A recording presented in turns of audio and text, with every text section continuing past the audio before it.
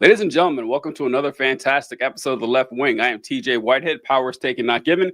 Joined as always by John Cooper of Counterpoint Politics and returning guest Keegan Tatum. How are you doing today, my friend? I'm doing great. How are you guys? Well, good. Yeah. TJ's had a shit day. Is what? It's best. We've all had good days and bad days. Who's I complain, but who would listen? All right, so let's start off. So, what's on your mind today, John? Any random thoughts you're thinking of? Not random thoughts. I've been thinking of. Okay, first of all, very Can we all structured. just agree? Can we just agree to call it the State of the Union? Can we just agree for the rest Yes, of this episode? yes. All right, I'm cool with that. I know that technically it is not the State of the Union. For no apparent reason, it's called a congressional joint address, whatever, but it's a State of the Union. It's all the same stuff. But we'll be talking about that today. We're also going to be talking about the Democrats' response to the State of the Union and the embarrassing censure vote that came down today. That definitely, I don't know. There's a lot of things that have boiled our blood lately, but that one really was frustrating to see, and we're going to be getting into that. We're also going to be ranking the Democrats and our let's say grading of their job so far in the Trump presidency. And I want to talk a little bit about masculinity, since we got three bros here. Figured that we could talk because I think that there is a weakness in the right now when it comes to masculinity, but we're going to be getting on to that. I think we should start with the State of the Union because that was, I don't know. I'm not going to say that it wasn't what I expected, because it was kind of to a T what I expected, but watching it live, I don't know about you guys, it hit different. Like, just watching that happen at the State of the Union, watching the creation of a false reality, entirely false reality, in every single Republican goose-stepping in rhythm to it, it just hit a little different for me. Did you guys feel the same way? I'll go to you first, Keegan. Or were you just like, yeah, this is what I was expecting? No, not at all. Dude, for me, I was sitting here. I was going to make this joke. I was like, this was the time where Trump became president. He brought out all the tricks, hiding behind children for his monstrous policies, lying constantly in favor of corporate America, and of course these little anecdotes that are meant to make us feel afraid. And yet all they do is point to like some niche little thing and not a trend at all, but it's meant to manipulate our stupid like ape brains. Honestly, it was pretty much exactly what I was expecting. I was actually shocked as to how normal for the Republicans I thought it was. Now, keep in mind, I've been saying that the Republicans are fascist since like Obama's day. So like my standard assumption is that they will be fascist liars. I'm actually sitting there mostly bored as I go through. I'm like, oh God, we're going through this, huh? Okay. All right. It just felt like we were going through the motions. John, I'm actually surprised by your reaction a little bit.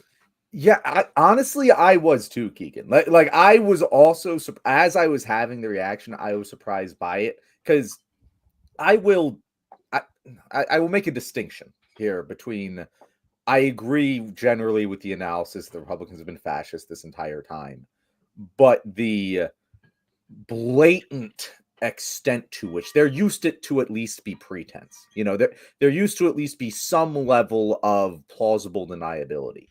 And when you watch the president of the United States get up there to the State of the Union address and again, they always lie. Politicians have always lied. This is not surprising to anyone, but the extent of it, not just lying, but inverting reality. Just going, hey, Ukraine started the war, and just everyone agreeing with this, even though we were there a couple years ago, all watching it when they invaded. Like, it's just the one that really got me, guys, and this is so small and it's so tedious, but it just really punched me in the gut when he said, and we're going to bring egg prices back down to where they were before Biden. And I'm like, bro, everyone's egg prices were low 4 weeks ago. 4 weeks ago. Like, how are you just pretending like that didn't happen? Every single grown adult in that room that was a Republican just sat there and clapped for the idea that egg prices were different 4 weeks ago. Were not different 4 weeks ago than they are now. And I understand it's always been alive. Understand this ideology's always been there, but like, damn, I can't imagine fucking George Bush lying that blatantly. Like, well, weapons of mass destruction. But like, we didn't know at the time. Like, it's not like I get the it's difference. not like yeah. everyone in America visited Iraq and was like, "There's no weapons of mass destruction here," and then he said that. Like, that's the level of lying. It's just seeing it in that setting and not online. It just hit different. TJ, what do you think? Well, first I want to talk. Yes, I do think we should just go ahead and call the State of the Union, like the joint session of Congress. The so state dumb. Just, why do we do it? Well, I mean, because the State of the Union is a specific, like, actual, scheduled in time thing that goes back to the days of the founders and everything. So I get it. I know. Can't it's you like, call one whenever? Isn't it? Maybe I was. You do it once a year. You do it once a year. Like Thomas Jefferson. My favorite State of the Union fact is that the presidents didn't always give the State of the Union address. I don't know when they started doing this. Thomas Jefferson, for example, he would write his out and have someone read it for him because he didn't like giving public speeches. You know when they started, Keegan? Just raise your hand. Yeah, so Thomas Jefferson actually started the tradition of just submitting a piece of paper. It was actually Theodore Roosevelt. It took that long. Theodore Roosevelt was the first one to get it back online. So Abraham Lincoln never gave an in-person State of the Union address, which is kind of wild to think about. By the way, Thomas Jefferson, I'm autistic, and Thomas Jefferson, like, red flag, very likely on the spectrum. I just wanted to throw that in there. Look at that. Yeah, don't let I imagine a lot of the 20-something or so founders that had this very intense obsession with this revolution probably were a little bit on the spectrum, a lot of them. I wouldn't be surprised one little bit. That was actually the part that surprised me the most, because one of the things that I tried to do just to survive it was I played a video game and had it in the background, and I was good enough at multitasking, but like Trump started demonizing autism, and I'm like, Jesus Christ, we're really going there, huh? We're getting a new target. Great. Now I'm glad to be implicated finally, Yeah. So the thing with Trump, I actually didn't watch it live. Very irresponsible for someone doing what I do, but I didn't watch it. I just didn't have it in me. I just couldn't, because I was like with you, Keegan, it's like I expected it to be a horror show. I said I'll catch the clips later, and I have. It was pretty much what I expected. Before it actually happened, John and I were having a show yesterday, and I had a suggestion for the Democrats that I wish they would have done because it was great. And what my suggestion was to be as disruptive as possible. Just have all 200 plus people there yelling, screaming, like booing, make Trump yell his State of the Union speech or whatever, and make him work for it. He couldn't have kicked all 200 of them out. It wouldn't have happened. And because don't show it any respect. Don't give Trump any gravitas that he has not earned. Treat him like the carnival barker that he is. And my favorite part of it, though, was we complain a lot about the performative outrage that people do. Like, hey, we're all going to wear the same color and hold up these flashcards and hold up a sign saying this is not normal. Something that you would have done in 1985 for protesting something. But everyone loves Al Green now. Like Al Green, who I made fun of. I got to say, last month I was making fun of him for, I still think it's stupid, the impeachment articles. Absurd waste of time. And he was the guy waving the cane in the Chuck Schumer, we won't rest chants and all that. But him getting up and actually being disruptive to the degree that they called the fucking sergeant at arms to remove him from Congress, whatever. When I saw that, I thought, what should happen now? If you're Al Green, is you should act exactly like Marjorie Taylor Greene would act if it happened to her. If this happened to her, we would never hear the fucking end of it. She would be bringing it up every day. She'd be going on podcasts. She'd be going on news channels. She'd be writing tweets. She would be incessant, not shut up about it. That's what he should do. That's what everyone on the Democratic side can do. Can you believe they should be talking about this 5 years from now? Can you believe Donald Trump removed a member of Congress from the halls of the Congress during his speech? This is a violation of our free speech. This is against our American values. Pounce on it. Just jump on it. Get people sick of hearing it. Just do it all the time. So that's the one positive note that I got from that. Yeah, TJ, or go ahead, Keegan. I want to hear what you Yeah, have to say. so TJ, you were saying you couldn't watch it live. I didn't watch it live either, and you guys really owe me one because I was gonna never watch this. I was gonna never have to input this into my brain. You know, a few years ago, or a couple years ago, I stopped trying to do the news of the week because I wasn't very good at it, and I started going towards like this evergreen content. I talk about political psychology, but no, you guys dragged me right back in. I gotta do this dumb bullshit. Couldn't believe it. We Ugh. Godfather 3'd him. Oh God, yes. We pulled him right back in. Legitimately, when I started this show, I had to just do a like mind shift because I realized that I was doing too much like, you know, story of the week content, and my other content just took a nosedive because like I was too focused on this sort of shit. But I think I think that you would have been fine, by the way, to just watch the highlights, because anyone who watched the entire, like I watched the entire thing and was like live tweeting it half the time. But like I was planning on playing video games through it like you. It was like watching a train wreck. It was like I couldn't take my eyes off of it. And TJ, I think like the moment that it really like crystallized for me was when Al Green got thrown out, because I was like, fuck, is he really about to like forcibly throw out a member of Congress? Yeah, wow. And the president of the United States, he threw out a member of Congress from the State of the Union. And that to me just feels like a barrier. Like it feels like something that shouldn't have been breached. It feels like, first of all, I'm not going to say Al Green should have done this because he's an old guy or whatever, but like it would have been nice if they made him carry him out. Like that would have been a much better I was thinking. But also the part that really just got me was when they took him out, no one got up with him. I swear to God, I felt so powerless and I felt so proud of Al Green. But when no Democrat they should have continued the protest right from there. By not doing so, they conceded that this is normal, that this is just something the president does. And it was terrifying because that is an elected official, an elected representative that represents real American citizens giving a peaceful protest and getting thrown out. And that should have been, every single one of them should have either got up and walked out with him or just not shut the fuck up for the rest of the time. And they didn't do that. And it was really, the Democrats that went, at least the fucking people at the paddle and the fucking like pink dresses, like not dresses, suit jackets. At least you're trying something. I completely disagree with your analysis of the optics of that, but like at least you're trying something.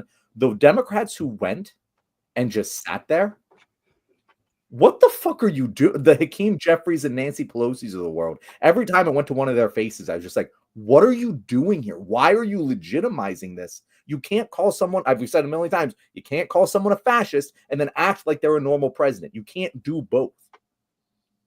I 100% agree. And this goes back to TJ's point, which is they should not only constantly talk about their freedom of speech being infringed upon, like Marjorie Taylor Greene would whine about, but that this is an authoritarian move. This is what authoritarians do, right?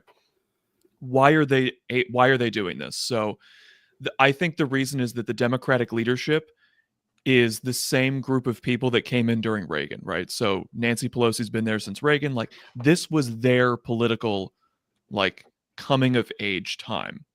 And in the same way that like our understanding might be framed by Bush's lies in the Iraq War and then the Great Recession that he caused, or for somebody a little bit younger than us, it would be Obama running on progressive change and not delivering it, and that being a major political galvanizer for people's politics, or Trump for the younger people. And the Reagan message that people took home is, oh my God, America is super right-wing. Democrats are lucky to ever win outside of strong blue states, right? Yeah. And unfortunately, they learned that lesson again. It's the wrong lesson. It's not accurate. You can look at every opinionation poll that you could possibly get, and they all show that a majority of Americans support progressive policy for the most part, right? Americans are a little bit brutal on the border, but outside of that, especially with economics, Americans are pretty progressive. And they're just going to take this Trump victory and go, see, America's still a right-wing country. We have to capitulate. We have to put our heads down. We have to show that we're so reasonable because only the reasonable people will like us. They just don't know how to appeal emotionally to people. And a lot of it's because they're politicians, man. They're completely hollow. They're like most Republicans. It's just that the Republicans are so good at getting all of their people in line with one message. The Democrats just don't have that kind of leadership because the Democrats are selected, right? Why do we have the Democrats that we have? Because in the party primaries, there is often a choice between a progressive, fighter and a corporate centrist. And the corporate centrist is almost always better funded. Why are they better funded? Because they're hollow and they'll go along with their donors to maintain power. Because in America, that's how you maintain your power. It's by making your donors happy. And of course, the donors, they don't bribe people that disagree with them into agreeing with them. They invest in people that already agree with them. And the donors want strong Republicans to fight for tax cuts, to fight for corporate deregulation. And the corporate donors also want weak Democrats who won't get any progressive things done when they're in office. Yeah, the Democrats, like we mentioned before how a lot of the Democrats that are in power seem to be in power because they like the idea of being politicians. Like, oh, this is cool. This is a cool gig. This is a nice job to have. I get to meet all these famous people. I get to be in the around the levers of power. It's a safe job, pays a decent amount of money. I can get a good lobbying job or a good corporate consulting job when it's all done. But man, the popular people in the Republican Party, they really love what they're doing. You can tell. Like they either actually believe in conservative values and that they're good for the country, or they genuinely believe that preaching conservative values is personally good for them. One or the other, they genuinely believe what they're doing, and you can tell by how they act. And it's funny you mentioned, Pelosi's been around since Reagan. Like, she had to have come in during the late 80s or something. That's a different universe than exists right now. And the Democrats just haven't caught up with that. So I really like what you said, John. I think that would have been a better idea than the one I came up with, of being disrupted the entire time. That if they had someone like, say they started with Green. My first thought with Green was the same with yours, is that, man, I know he's an older guy, so it's not the same as like if we would have done it. But man, if the Sergeant at Arms came at me while I'm sitting, it's like, I'm not moving. I'm not going anywhere. Like, you were going to have to, team of wild horses to get me out of here. I'm not moving this spot. You're not breaking a law. You're not going to suffer any permanent consequences. Make them carry you the fuck out. Yeah. Get that visual. Like that would take, and it already took a lot of like the airwaves, but that would just dominate everything that Trump wanted to say. Yeah. No one would be talking about it because they carried a member of Congress out. For once, can cranky grandpa vibes be on our side? Like, he had a little cane, like he should have been like, Yeah, make them throw, like, he's gonna be like 75. Make them throw a 75-year-old man out of the building, against his will, like physically carry him while doing it. Who gives? Yeah, it's like, that would be great. You're gonna be from that much longer anyway. Yeah, like you'll probably need to like get 5 or 6 guys just to get that job done.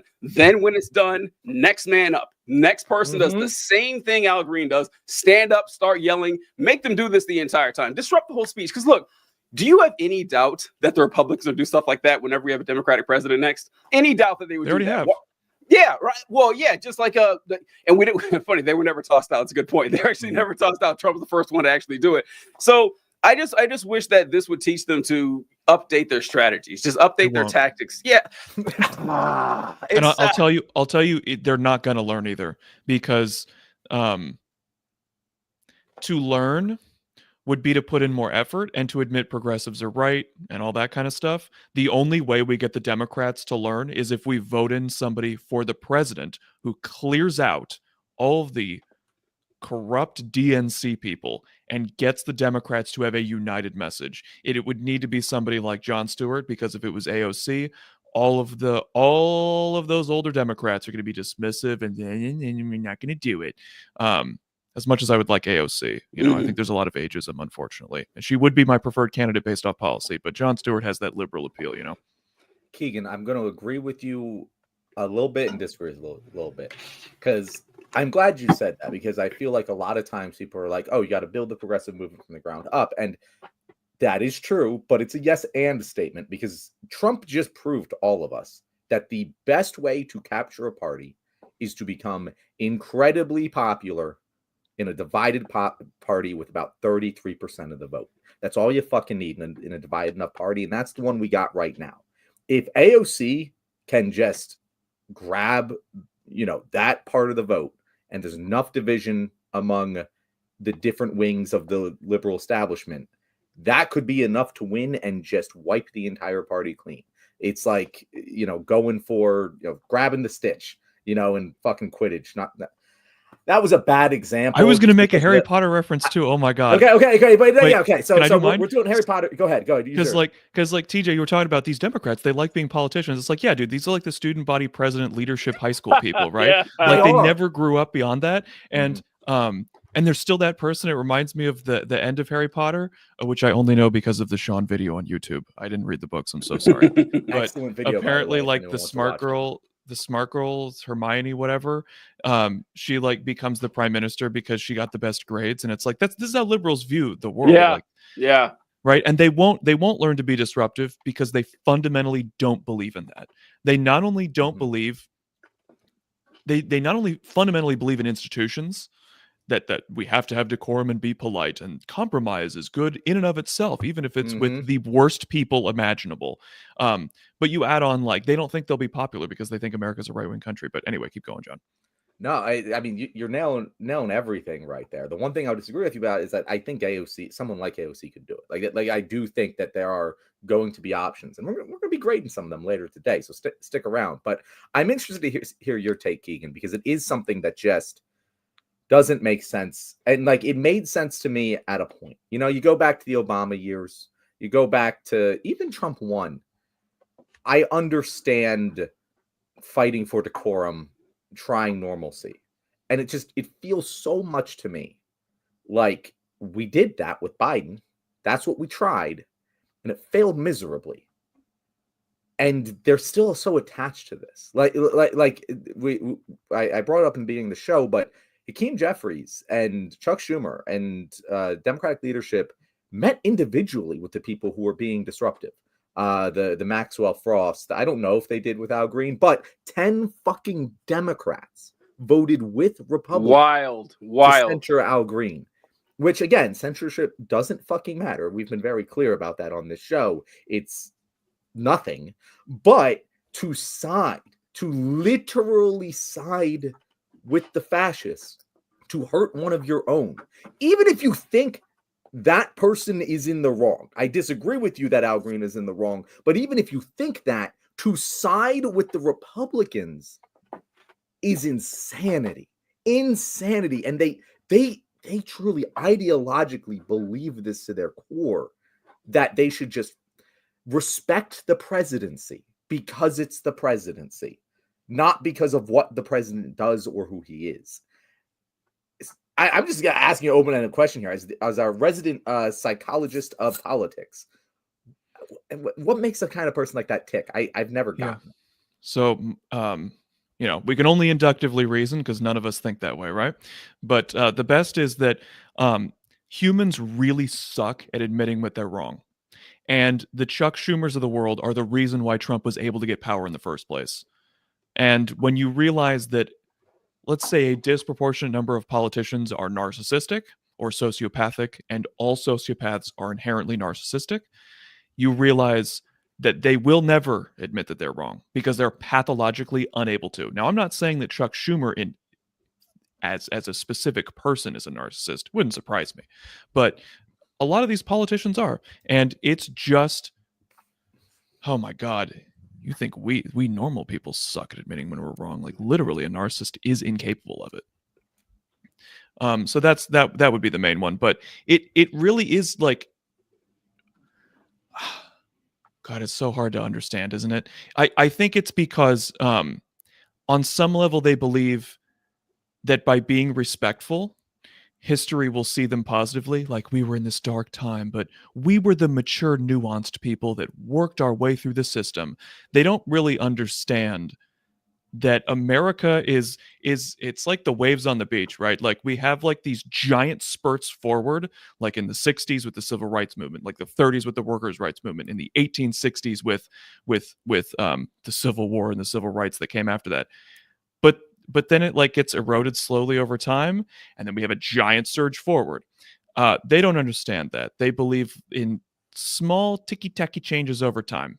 And I just think that their relationship with the donor class, of capitulating with the donor class, manifests itself in capitulating with the Republicans?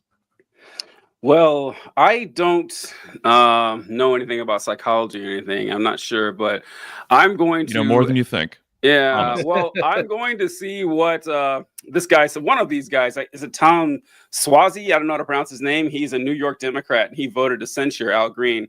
Let's see what he has to say for himself. He says, I just voted to censure a fellow Democrat in Congress. Instead of focusing on protecting Social Security, Medicaid, and Medicare, and instead of addressing rising costs, fixing immigration in Ukraine, too many Americans are talking about a member of Congress being removed from the chamber. This is not helpful. I'm serious about building bipartisan coalitions to tackle these pressing concerns. It's the only way. Both parties must hold themselves to the same standards if we expect from the other. It's the same standards we expect from the other side. I am angry about plenty that the president is doing and what he has said the other night, but the counterpunch is not working. They just don't understand media. They don't understand how media works at all. Because here's what you do. Al Green, he got kicked out because he was standing up for Medicaid. He got kicked out because he was standing up for Social Security, and the Republicans want to cut it while hampering our free speech. You wrap it up. It's so easy. We can do it. We can do it. We're just random dipshits in our living room, and we can figure this shit out. Gigan, he wants bipartisan support. Didn't you hear what the man said? He is looking for. Was he at the State of the Union, TJ? Did he see any bipartisanship going on? What was his name? Matt Swazi-Tika? What was his name? It's incredible that anyone goes like. The Republicans did it, and it worked. We just watched that happen. They did this, and it worked. They got delivered the trifecta, and they're idiots. And the only people dumber than them are the people who are like, you know what? I see that it worked for you, but I'm going to keep trying to do the thing that didn't work for me. It is insane.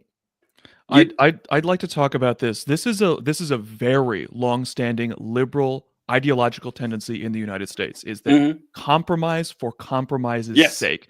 They believe that by doing compromise, they are upholding democracy fundamentally, and they think that history will see them as such. The problem is the best examples of the Americans, we didn't all agree, but we came together and compromised. I think of the Missouri Compromise or the 1850 Compromise, right? Where it's these things, it's we the compromisers, we're the ones that held off the Civil War. But those radical abolitionists, it's their fault that this violence is. If we could all just work with the slave owners, we would have a better country. And it's no, the reason why the Civil War got so bad is because we kept putting off the problem.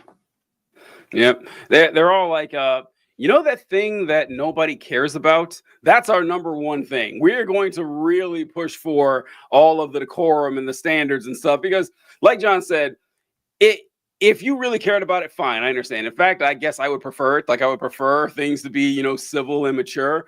But clearly, the voters could not be more clear that is not a number one priority for them. It's not. It would be one thing if you were, you know what? This would be acceptable. Well, not acceptable, but more understandable if they were actually pushing for stuff that we really wanted. They were really charging on all the hard issues. But the fact that they're doing neither is really, really disappointing.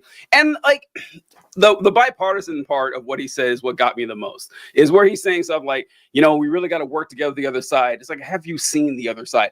Donald Trump stood up there and said, the Democrats, not scientists, but the Democrats are out there getting money for transgender mice. A statement that makes no sense at all, at all. But then they point out, well, no, it's transgenic. This is not and mice don't have gender in the way that we have it. They don't have, societal norms and stuff like that, where male mice don't wear different clothes than female mice. Okay, it doesn't work that way. But you point it out to them. And what do? They either ignore it, or if you point out that that's not the face, that's not what the facts are, they just laugh. They think it's funny. Oh, look how triggered you are. We really got you libs, didn't we? There's no compromising with folks like that, okay?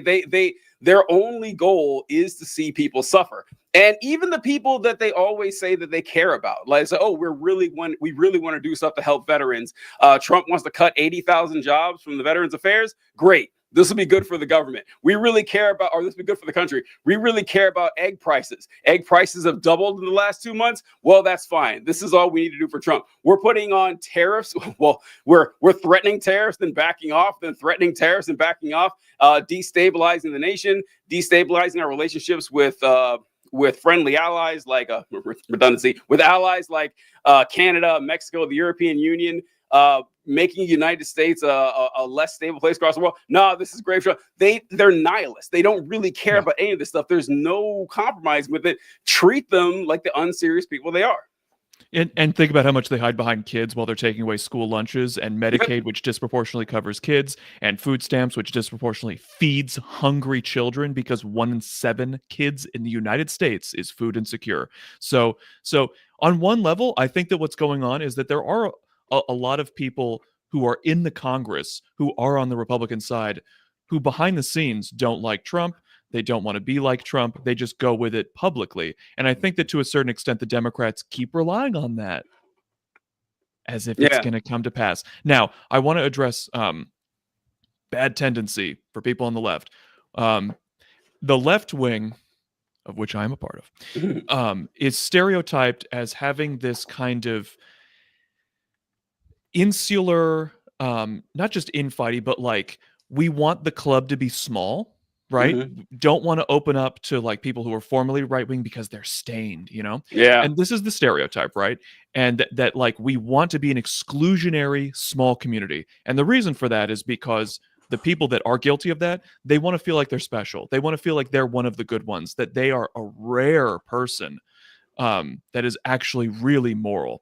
Well, the Democrats have a very similar thing going on where they want to perceive themselves to be in the rude country of black and white thinking. We are the nuanced, decorum, polite people. We're really above it all. It's like grad student brain, but like you know how the Democrats are criticized for like talking in grad school terms and not connecting with normal people. It's kind of like that, but with like sticking your nose up in the air and, oh, I'm just more mature.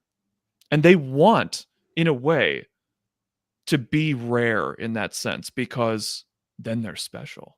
They're one of the good ones. They're more advanced. They're superior. I think that's a very fair assessment of like what is appealing about that to both sides. And I'm not even going to really address what you said because I don't disagree with it. But I'm just going to say that personally, one of the things that State of the Union changed for me is like, this is broadcast in front of everyone. Everyone sees this, that the stock market is actively crashing as it continues to crash. It's getting to the point for me, and I'm someone who's like, we have to keep our arms open.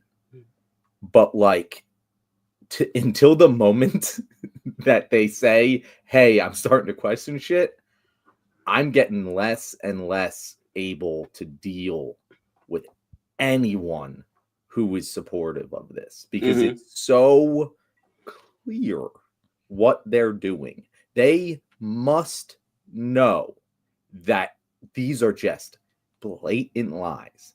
And even the smart ones, like the argument Trump is making is accelerationism, is we need to break a lot of shit and regrow it because it'll be better. And like, that's so bad. And everyone who supports it is going to kill thousands, if not millions of thousands of people here, millions of people across the globe, and for the rest of our lives damage our relationship with the rest of the world. It's to the point where I'm struggling to talk with those people. I'm struggling. They're too far gone. This conversation. The Trumpies, it's just like what TJ said. TJ nailed it. See, I told you, you know more about psychology than you think. Okay? They are nihilists. They don't believe in anything. They don't care about facts. What they care about is hurting the people that make them feel negative emotions. Whether that's trans people, they get freaked out with trans people, so they want the government to stop people from being trans. The immigrants scare them, so they want to get rid of the immigrants. The drug users are scary, put them behind bars, you know. Women, women are scary, you know, very scary. Women's rejection, very scary, you know.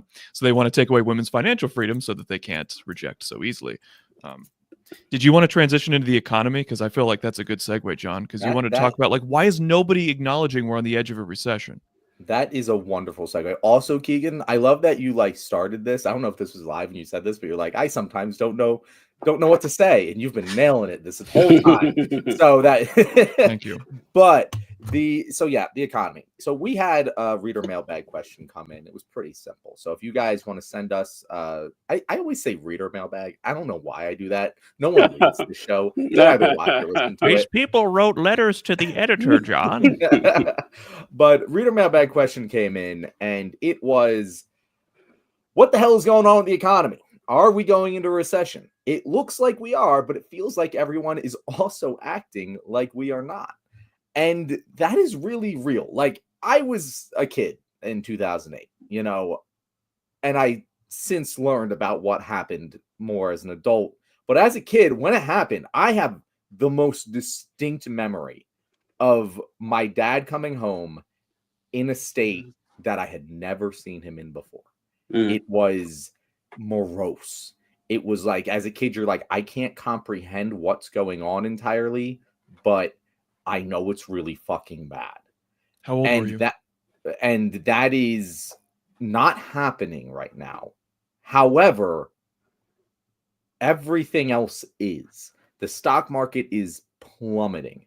All of, like, the prices are going up. Like, these are one of the other things where I'm like, these are tangible, undeniable facts of life that are affecting us all. I think it's maybe happening so rapidly that people are like, need to be shocked into it to understand what's going on, because it's just happening so fast. But like, I don't know. It's bad, guys. Like, it is bad. I know a lot of people who work in like investments, like, they're like, let's prepare for really bad times.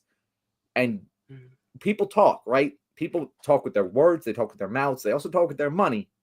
And the people who control the money in this world, they're not putting in the future. We see stocks that are associated with Donald Trump, like his own companies, like Tesla, Palantir, like, they are down more than the rest of the market.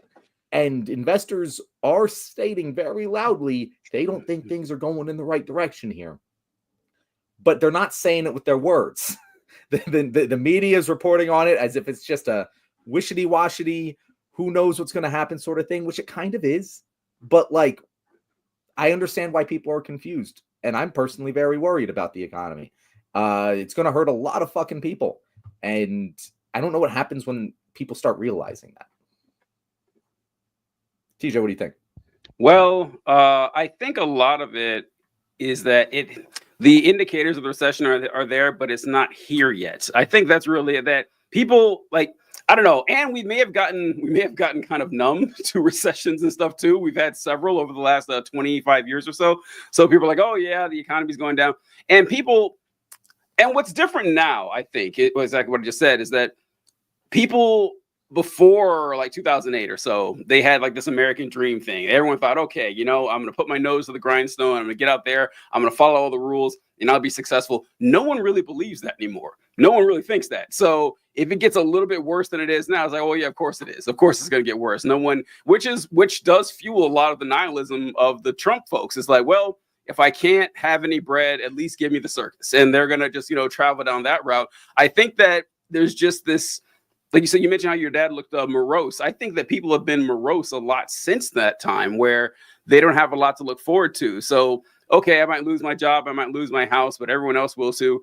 I just don't think it would surprise people if you just polled people, say, hey, would you be shocked if we had a recession the next 5 years? I don't think anyone would be shocked. It would just be, okay, well, we'll move on from there. What do you think, Keegan? I think you made a ton of excellent points, and it means that I don't have to talk as much. So it's like a slow motion recession, in the same way that in slow motion, the New Deal and our democracy were eroded. We've had a similar thing with the economy more broadly, right? Yeah. We've had 4.5 decades of wage stagnation. We've had 25 years of our rent going absolutely out of control. That goes back to George W. Bush, by the way. Not Funny enough, not Reagan. It's one of the few trends you blame one of his successors on, right? I mean, rent is absolutely insane. Yeah. The cost of our food was a slow motion over the last few years increase, and so it's kind of hard to notice it when it's slowly over time. It's the same reason why incrementalism from the Democrats doesn't work, because if you have slow changes, small changes around the edges over time, people don't notice. So it reminds me of the economic recession of the 1870s and the 1890s, because How was that experience for you, Keegan? it was great. I was very frustrated when Garfield was assassinated, actually. I thought he was going to have a big hope and change. It was very frustrating for me. I couldn't believe Grant tried to run for a third term. Anyway, there was this recession that started in the 1870s, and some economists argue the recession lasted 25 years. Some of them will argue, oh, there was one in the 1870s and then another one in the 1890s. But others are like, no, dude, it was a 2.5-decade recession. And I think that's what's going to happen. There's going to be a debate, several decades from now, as to if we're still in the Great Recession of George W. Bush. And in a lot of ways, we still are, with student debt, with credit card debt, with medical debt, with the cost of housing and the cost of just basic amenities. I saw this wonderful breakdown of just how much, like, your rent before Reagan, adjusted to today's dollars, was a few $100 a month. Can you imagine having a rent of $500 a month? Right. Now, sure, your TV is going to be a lot more. Sure, your TV is 2 months worth of rent, whereas now it's 4 days worth of rent. 4 days, yeah. Yeah. I think it's the slow motion aspect that's got, and as soon as it hits, dude, people will be like, oh, right? Because we haven't seen the tangible, like, oh my God, millions of people are losing their home. We haven't seen the like, oh my God, millions of jobs gone. Because of not because of direct government policy firing a bunch of people, but like, it's weird because so here's a question that I have, more so for teachers. So Keegan, you are my age, right? Are you also in your late 20s? I'm 31. You're 31. Okay, so close enough. We're in the same age bracket. I was curious as to how old you were when the Great Recession hit. Yeah, so I was like 12. Yeah. 13, like that age where, like, you can understand that bad things are happening, but you don't quite have the capacity to, like, understand what a fucking CPI is. See, we actually lost our home during the Great Recession as well. Oh, wow. We were some of the first to go. We got sold one of those toxic loans that only George W. Bush's deregulation allowed for the existence of. Like, had we bought the house during Bill Clinton, we wouldn't have had that toxic loan. It's one of those, like, skyrocketing mortgage rates ones. Yeah. Yeah. And people will say, like, oh, well, you shouldn't have done that. And you know what? That's like a fine argument. We can have that argument about, like, most people don't have the financial literacy to understand that kind of stuff. Exactly. Like, most people making predatory behavior. But even then, it's like, it fucked you as a child, and it's like, how did you deserve that? That doesn't make any fucking sense. It's also whatever. We don't. We also had extenuating circumstances regarding an abusive father thing that required us to buy a house. So got extra messed up. And that's on that why one Keegan became interested in the psychology of politics. Actually, though, yeah, but having a narcissist of a dad will make you try to understand motivation. That is for sure. And that's all I care about, is why are conservatives motivated to be conservative? And a lot of it's just they don't care about anything. They just want to hurt other people. It's just like what TJ said. They don't have a hope for a better future. They don't care about the future beyond their own life. So they just want to hurt the people that make them feel bad, inferior, what have you. It's why they hate liberals, because liberals keep being right and liberals keep being condescending about being right. It's interesting because it's like, I think that is a very, I don't know, because we had fascism back in the day, and it's had a resurgence, and it's interesting how it happens primarily in nations that were once pretty well off and are on the decline. Because it's like, I feel like that sense of being well off is very key to that nihilism, but also you need to be in decline to have something to rage against enough. And it's this very, like, you need to have the right temperature for this sort of resurgence thing. But I want to move on for that, because I want to get back to the economy, because I do want to ask this question, because I, as someone who kind of just lived this, like this was I was into my adult thinking phases during the recession. And in my mind, it's never went away. And I know that there's many economic metrics you can point to and be like, things got better. And they did get better. But my mindset was molded by the Great Depression. Not the Great Depression, I'm sorry. The Great Wow, Recession. you were making fun of me for I know, being right? old, for being We in the got- 19th century, huh? My mindset was I molded am by the the Great youngest Recession. And person on the panel for a change. How about that? it It's feels like- you're right. Like housing prices never went down, and that's not something I fucking worried about back then. So I didn't learn about the housing problem until later in my life when things had gotten better, and then I enter the adult world, and it's like shit, this is better, And so like I want TJ, like, do you that ahead. it been kind of the same thing the whole time? Can you compare your adult life to before the Great Recession? So like, how did that feel? Did it feel different than it feels now? You know what I mean? Yeah, so I would have been 25 when the Great Recession hit, because it started in 07. Then, people started losing their houses in 08 and everything. And what I remember back then, like before that, people were really, like I said, they were optimistic. People got out of college. When I got out of college, people never dreamed that they could possibly have a lower standard of living than their parents. Like, there's no way. Like, your average person thought that.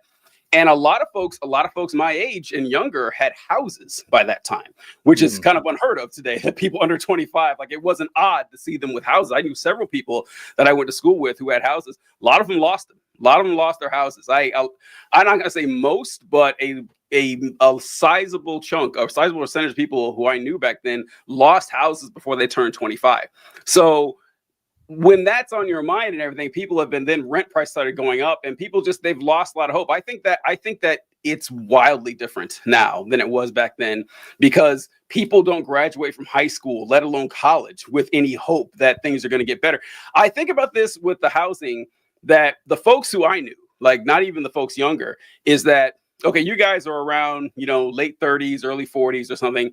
How many of you think that, given your current financial situation right now, that in the next, 30 years, 25, 30 years, you're going to have enough money to comfortably retire? Like, do you have a job that pays a pension? Probably not. How's your 401k looking? Probably not great. And even if it did, it's not going to be enough. Social Security will be here. Before anyone said Social Security is not going to disappear. People always say this, that Social Security is going to be bankrupt in 10 years. It's not. All right. Yeah. The trust fund for Social Security runs out in roughly 10 years, I think 2035 or something. But even if they don't fix anything, which they should, but if they don't fix anything, you're going to get 85% of your Social Security payments for the next 75 years. Like, you're going to get Social Security money, but that's not going to be enough for you to live off of.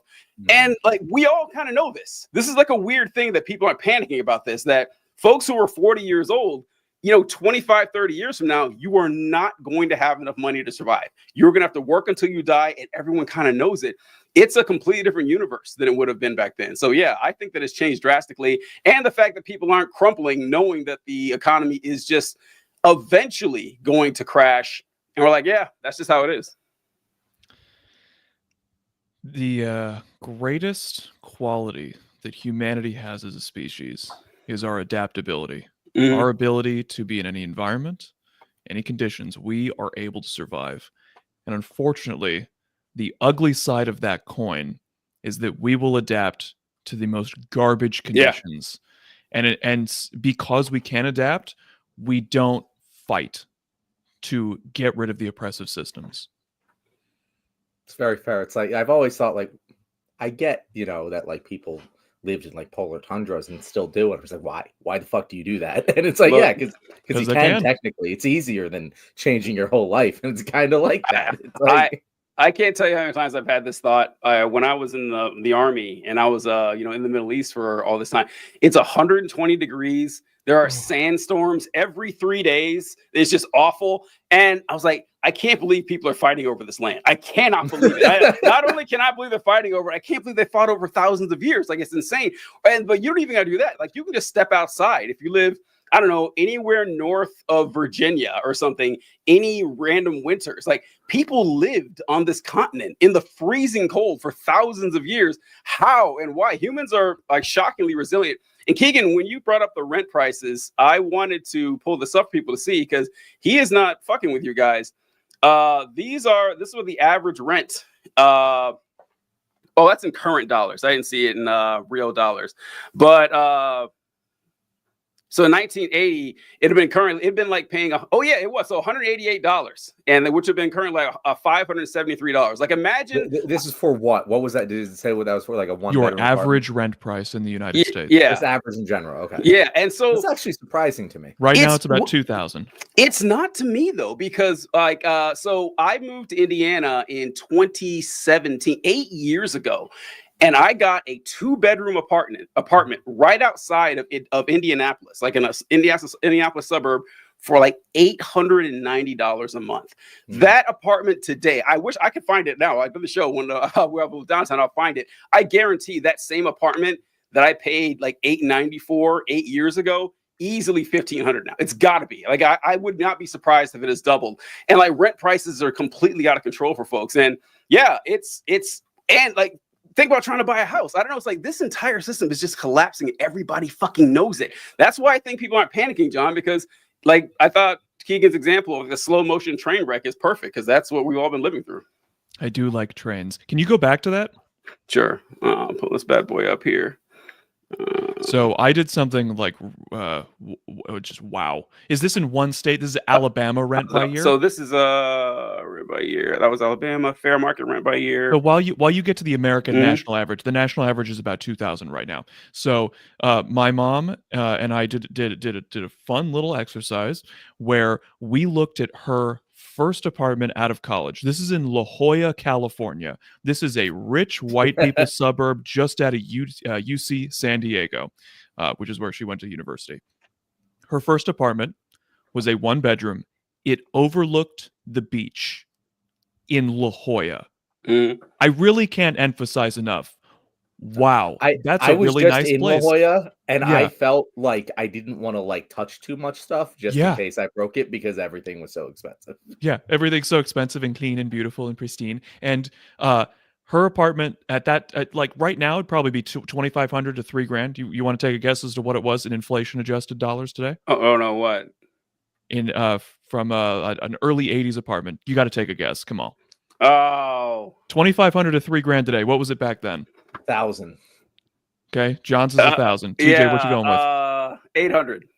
$520. 500. Oh my God! Wow. Now there are reasons for this. Why is it that rent is so crazy? Now part of it is because we no longer build low cost housing, right? Below market rate. Right now, what builders want to do is build market rate or above market rate because that gives them a better return on their investment. And because we do everything through private corporations, there isn't a government entity to build housing for first-time home buyers, for people who are just trying to get in, for people who are lower middle class, right?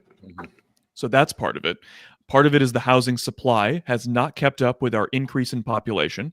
Part of it is that people are in cities at a higher volume than they've ever been in human history, right? So you'll go out to a rural area, you can find some probably rundown place for not that expensive. But in a city where the supply of housing has not kept up with demand, well, you have what you have, right? But here's a big one. During the George W. Bush administration, I believe it was, that private equity was allowed to buy homes. So what does that mean? If they're able to buy single-family homes, that means they're paying way more than a family would pay, right? So if you have, in my town, you can't buy a house for under $750,000 basically right now. Okay, if it's going for 700, the private equity firm will go 770, 800, and just buy everyone out. Well, what does this do? It means that the families who are trying to buy a home have a smaller supply of homes to buy from, which drives the auction up, right? And the fact that private equity firms are able to keep some of these places empty. A lot of these are like horrible, like renter people, like Gallagher and Lindsay's the one around us. Gallagher and Lindsay, they'll keep certain apartments unoccupied to drive up the demand relative to the supply. This is a really big problem in LA, where there are more empty housing units than there are homeless people by like a major factor. And also part of it is foreign investment. So you get like some Saudi or Chinese billionaire buying a giant building and keeping it empty because I mean, they don't need the money, and they don't care about Americans having housing. We need a national program to build housing. If only we had elected Kamala Harris, we might have actually gotten that good thing, at least a compromise version. It was, it was the best thing she was running on for sure. As someone who would have voted for like a wet piece of grass over Trump, we did vote for a wet piece of grass over Trump. Like Kamala, like there were things that I liked. There's a lot of things I didn't like. Yeah. But her housing policy was solid, very exciting to me. I was very excited for that. But it didn't happen. It's not going to fucking happen. And something that I need the Democrats in our audience right now, the more liberal leaning Democrats, all two of you, I just want to say that this is your fault. This is very much like something that you guys did, and maybe not you specifically, but people of your ideology that came before you stopped us from building housing. We had a recession in 2008 that was caused a housing crisis, and this is what happened. Damn it, it's so small. It always does this. That's Give what me she a second. said. Oh. I thought I had this prepped, and then it comes on the screen. Oh my goodness. Command plus. So if we look at this, it's basically staying through 1980 to 2000. We're building relatively about as much housing as we need as the population grows.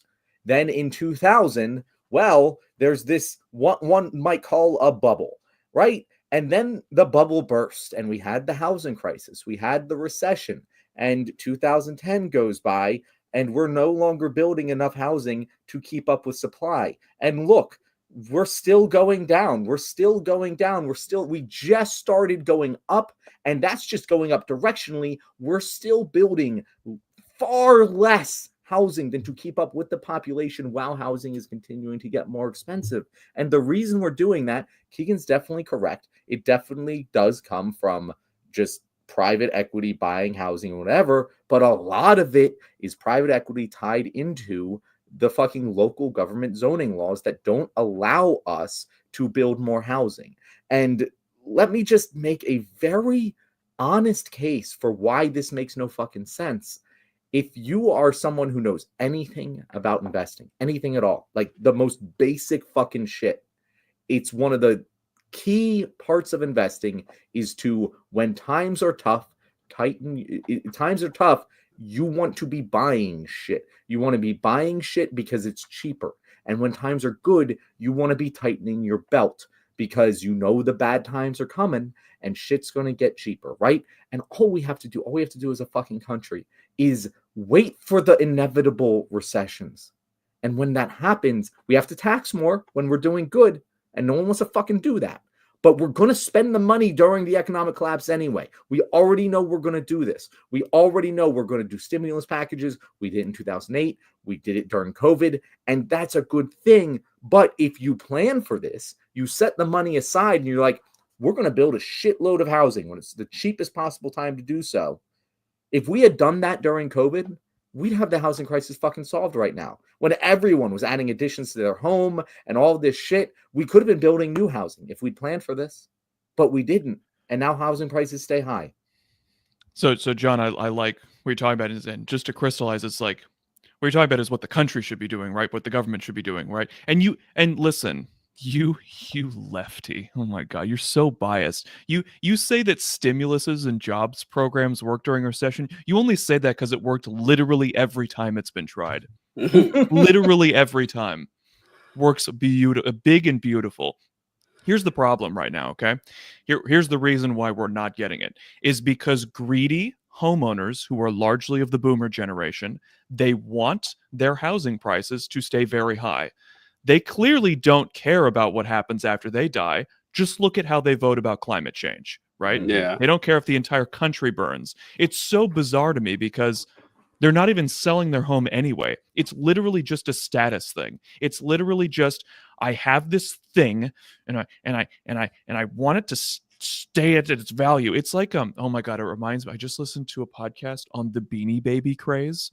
Oh yeah. Do you know about this? So in the Oh late yeah. 90s, there was this giant craze of Beanie Babies, and a big thing about it was Bro, I was they one of would the kids driving the craze, yeah Keegan. they I would fucking love those they things. would limit the supply so that on the news they would report a story about, oh my god, they sold this Beanie Baby for $1,000, and so people got the collector mindset. Oh, if I buy this now, it'll be worth more later. Yep. These Beanie Babies are an investment. And this is a big thing with the boomer generation. The idea of collecting things because they will later on be worth more value was a thing that exploded culturally under Reagan in the 80s. And it's something that still infects their brain today. And they have taken that to their housing. They're not going to sell their house. The value of the house doesn't really matter. It's all about just that collector mindset, man. We gotta keep all the value. I don't care if it hurts the millennials. They keep pointing out how I'm stupid anyways. Fuck them. Yeah, it's I don't know. It happens to folks. It's funny you mentioned the Beanie Baby craze because I remember that too. I remember that being on TV all the time. People were getting in fights and You're everything. so old. Yeah, they were just. I remember seeing it clearly that I didn't participate in it. I did not participate in it, but I remember this. It wasn't just Beanie Babies because, like, I think the first time that I remember seeing this fascination with collecting stuff was stuff like baseball cards. And what people would do, they'd all go ahead. And so I bought those. Oh, buy the baseball cards. You're always looking for one that might be valuable. And this one has a foil. Yeah, I know. Ooh, look at this one. This one has like gold trim around it. This is definitely going to be worth some money. A bit of the jersey. A jersey on it. Yep. And of course, they did this with Star Wars toys too. Which I love seeing that when the new Star Wars films came out, people were buying all the merchandise, and still people have warehouses full of this shit.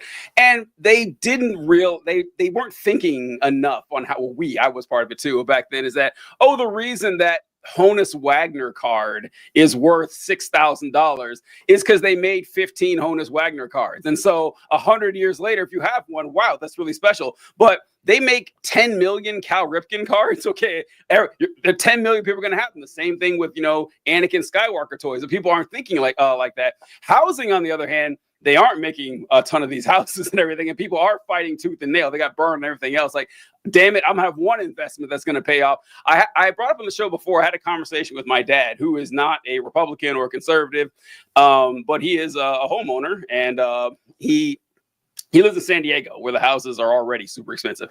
And I remember him driving me around the neighborhood where him and my mom live. And he was pointing at the houses and everything, and it's a really nice community and stuff. And then he got to one part of the neighborhood. He says, and so these areas over here, these are not single family homes. They're like apartments for lower income folks. And he kind of paused and he said, all right, is it bad that I don't like that they're here in the community because it lowers the cost of, because they paid a lot of money for the house and now the value's going to go down. And I said, listen, Dad, my dad is a good man. He's grass up, this and this. But I was telling him that, look, I get it, right? Like, no one wants to see their investment go down.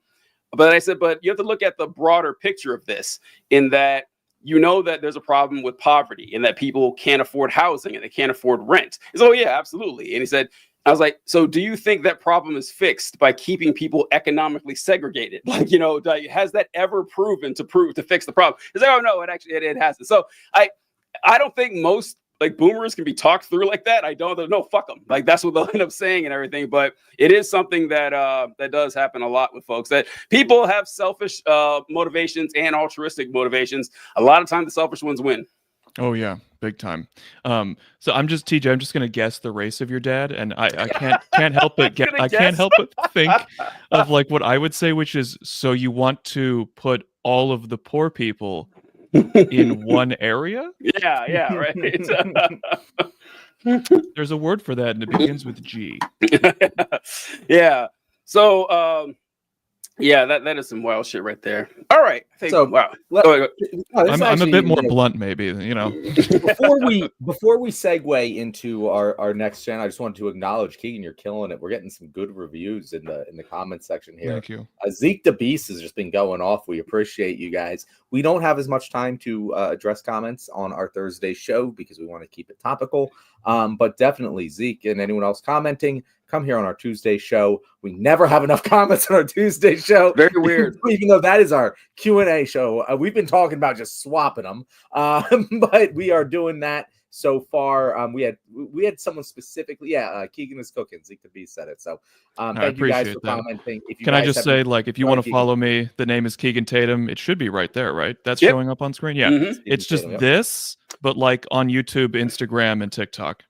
Got it. I highly recommend the TikTok most. It's the one that's the most up to date, and I can actually monetize it, unlike Instagram, and I can't monetize it, which is really frustrating. I hate you, Instagram. Bye-bye. Oh, same. I hate it too. I also wanted to point out, John, where I saw, I think Trees Top said it.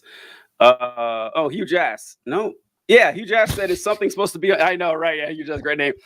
Is something supposed to be on the screen? Okay, this happened when I was editing our clips from Tuesday. Really? A few of the things that we shared on the screen did not show up. It just showed like a blue screen, like if I did this or something. It just showed up like that. I'm seeing black right now. Yeah. Well, yeah. That's because you're doing this. Yeah. Yeah, that's what would show up whenever we shared something, like half the time. I don't know what the issue was. I'll look into that. So thanks, Hugh Jass. The podcast listeners are absolutely loving this segment. I bet. Here's some more visual by the way, shit and everything. We are available on Spotify if you're watching this on YouTube right now. And if you're watching this on YouTube and you're in the car, whatever, we are available on Spotify. So don't forget about that. Good. I was going to segue. So TJ, say your last thought. Oh yeah, since we're in the segue period there, I wanted to throw out some things that I didn't have time to in the last segments there. Yep. Is that you mentioned the Harry Potter thing. I never read the Harry Potter books, and I wasn't really familiar with them. I watched the movies eventually. Later on, I eventually watched them, but I never read the books. But I saw we were playing this game on Christmas or something, and it was like, name 3 Harry Potter characters. You had 5 seconds to do it. And so it's like Voldemort, Harry Potter, and I said Hermione, because I'd seen it written, but I didn't know it was pronounced Hermione, and I didn't get it. Yeah, and my sister wouldn't give me a point for it. Like we argued the entire time, and she refused to give me a point. So in essence, I'm still mad about that. DJ, it is one of the most highest grossing film franchises of all time. You got to know how to pronounce it. I sided with your sister here. You didn't deserve the points. What? Wow, et tu, John, et tu. And so TJ has a strong accent. He wasn't able to do the name its due justice. Him and Joe Biden have a speech impediment. Good speech, I know it's not fair to make fun of. That reminds me of something else I wanted to add too before we move on.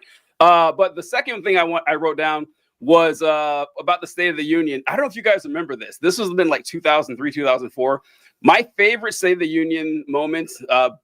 Trump hasn't topped it yet, even with the transgenic mice. But it reminded me of when George W. Bush was on stage and he said, "And I will do everything in my power to stop the Democrats from their agenda of creating human-animal hybrids." Do you guys remember when he said that? You remember that? That is nothing is topping that. Nothing at all. Because I remember watching it and I was like, okay, I guess I'm against that. Well, this is going on. That was a wild. You're against that? I am for that. I'm all for it. I want a Spider-Man. We are pro Centaur podcast. Yes. Okay. Pro Centaurs, Minotaurs, any sort of chimera. We're gonna have that built. It's gonna start. Yeah. I want Sphinx people. Before we move on, I want to say, hey, listen. One of the reasons why the left lost the recent election is because the right-wing media is funded so much better. Okay, every Republican, they get behind all their right-wing podcasts, all their online media. They're funded, they're coordinated. We don't have that. Yep. And so if we are going to be able to fight back in a way that is winning, we need the kind of support that they're getting, okay? We need to do what Bernie did, but with media. We need to fund with grassroots dollars, $5, $10, $20 at a time. I implore everyone who is watching, you need to budget $10, $20 a month. Donate to people like us, okay? If I, at my level, was right-wing, I would be getting that sweet, sweet right-wing sugar daddy money, okay? I'd be drowning in it, bathtubs filled with it. But because we're on the left, we don't get any support. We don't get any coordination with corporate media. With liberal media. We don't get any coordination with the Democrats. They don't give us connections to donors like the right-wingers do. So what we need to do is just like what Bernie Sanders did, small dollar contributions. You need to be donating, and don't just donate to the big people like the Young Turks, Democracy Now!, Kyle Kulinski, Vosh, Hassan Piker. You need to start funding the small people like us. Okay, we need the money. It's Keegan. It's funny because when the election happened, we lost. Like that was one of my things I was saying, and I was on the show and I was like, I'm trying to say this in a way that doesn't sound self-serving, but you need to give me more money. And again, like it's not like to add on to what Keegan's saying is 100% correct. It doesn't have to be us. I know you're watching the show right now. It can be us. I'd prefer it to be us. I think it has to be us. I think legally speaking, you're watching the show. Just like and subscribe first, then we can talk about giving us money. But like he's very correct here in that we talked about in the beginning of the show. If the Republicans had been thrown out, if Joe Biden called the Sergeant of Arms to carry Marjorie Taylor Greene out, she would have been on there would have been a whole ring. It would have already been set up for her. It would have been already coordinated because they have the money, they have the infrastructure, they have the organization. The one thing I do disagree with you, Keegan, a little bit about is I think it's even less about the money, because I think we do have we have Patreons, right? Like the left-wing content creator ecosystem, as much as I don't get a lot of that money, there is small dollar donations going into it. That's not necessarily the huge problem. The huge problem is none of it's coordinated. Not the Democratic Party doesn't want to fucking play ball, because when they play ball with the left, they lose. If they get challenged. The establishment GOP is dead. Mitch McConnell's GOP is dead. It has been given to the Donald Trumps, the Marjorie Taylor Greenes, the Ben Shapiros, the Matt Walshes of the world. And it is a deal that they made to win. And they won. It was successful. And it's more so, even more than the money. As much as the money is nice, I would trade us getting all like Hassan level of donations for let's have an actually integrated left-wing media ecosystem that has some level of coordination with the politicians that actually control the levers of power. That would be so much more valuable in my mind for the country, if not for me, than the small dollar donations go, because that does exist. Like we have those avenues. It is the institutional backing, coordination of organization of that money that is going to actually make a difference. Well, that's all nice and moral. I'll take the money. Well, that's okay. That's listen. Right. Everyone give the money to Keegan. I think subscribe to me on TikTok. So yeah, I'm the money is good and everything, but I think John is right, because all right, here's why. Like, so yeah, we know that, like, say this happened to Marjorie Taylor Greene. We know that, within 24 hours, she would have 5 interviews set up with, every Nazi podcaster out there. We know that she would, be on the steps of the Capitol making a speech. She would maximize this. Like, she squeezed every last drop of notoriety out of this, as one should. But the problem, I think, John, you alluded to it, is that the crazy, like, you pick the most insane right-wing media figure you can think of. They glaze the Republican Party. They will always back the Republican Party, and the Republican Party is very friendly to them. Yeah, exactly. Yeah, the Republican Party. You cannot be fascist enough or too fascist for the Republican Party. My jaw dropped when I saw Matt Walsh and Ben Shapiro at the State of the Union address. I was just like, it can't. What are they doing there? But it makes sense. That should be the fucking case. It does. Is there anyone that would shock you that they appeared on their show? Like, there will be like Nick Fuentes. It wouldn't shock me. I mean, he didn't Trump have dinner with him? I mean, he was like, So I would be shocked if Donald Trump went on Nick Fuentes' show. I would not be shocked. Why not? Why? It's actually funny. We're getting on a whole tangent because Nick Fuentes isn't cool at all. Maybe that's why. Nick Fuentes isn't cool. But also, I'm actually pretty sure. Again, I don't follow Nick Fuentes. I'm not tuned into Nick Fuentes. But bro, you're not a fan? Well, I'm not a fan of the show.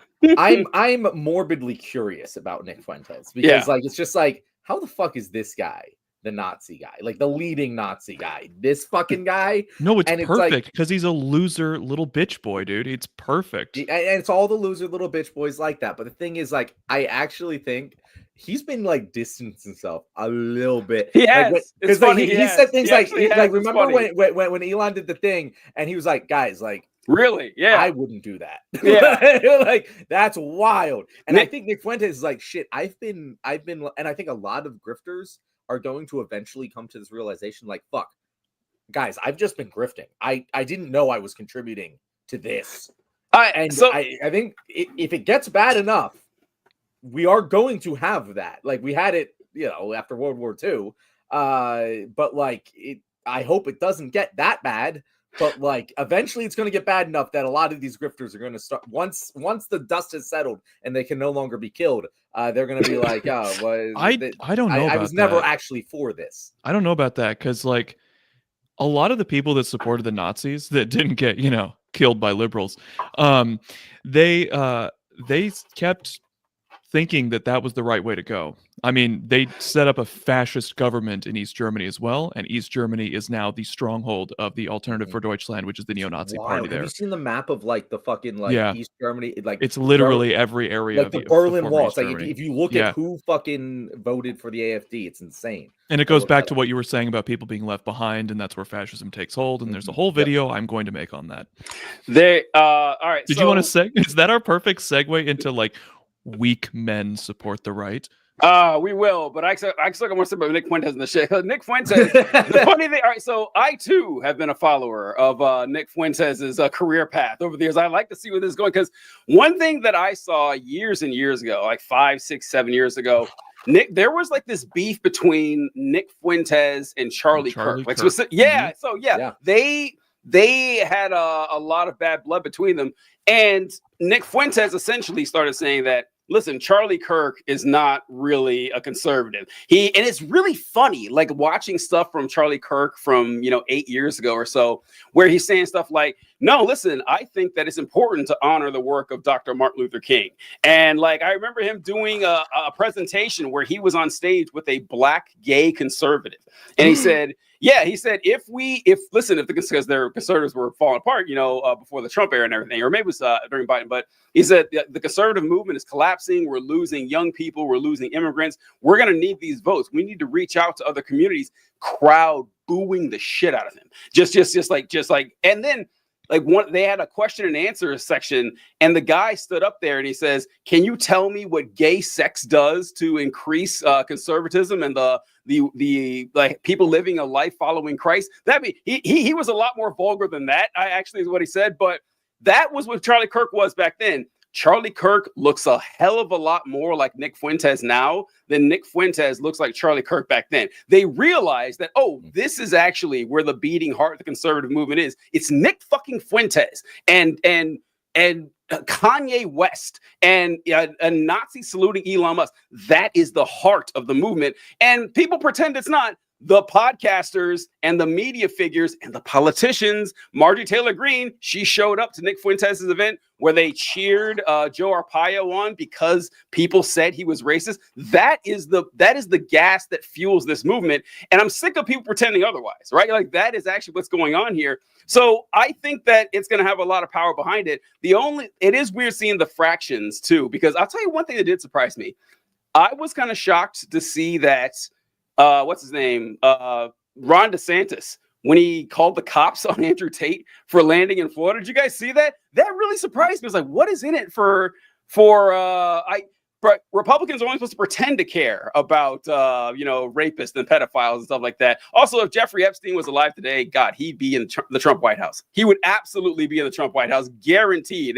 I don't know. We'll see. Well, John. Yeah, we have breaking news here, guys. The long-awaited George Soros check has come in for $1.99. We are officially funded. We are George Soros funded podcast. Thank you very much, George. We've been waiting for that for a long time.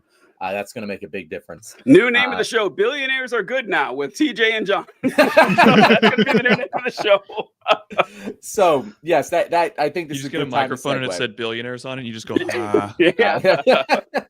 I think it's a good time to segue into the discussion about masculinity. So the reason I want to have this conversation, and this is a little bit different than we usually do, I just want to kind of have an open conversation about this because I wanted to test my theories here publicly, as I like to do, because what the fuck else is the point?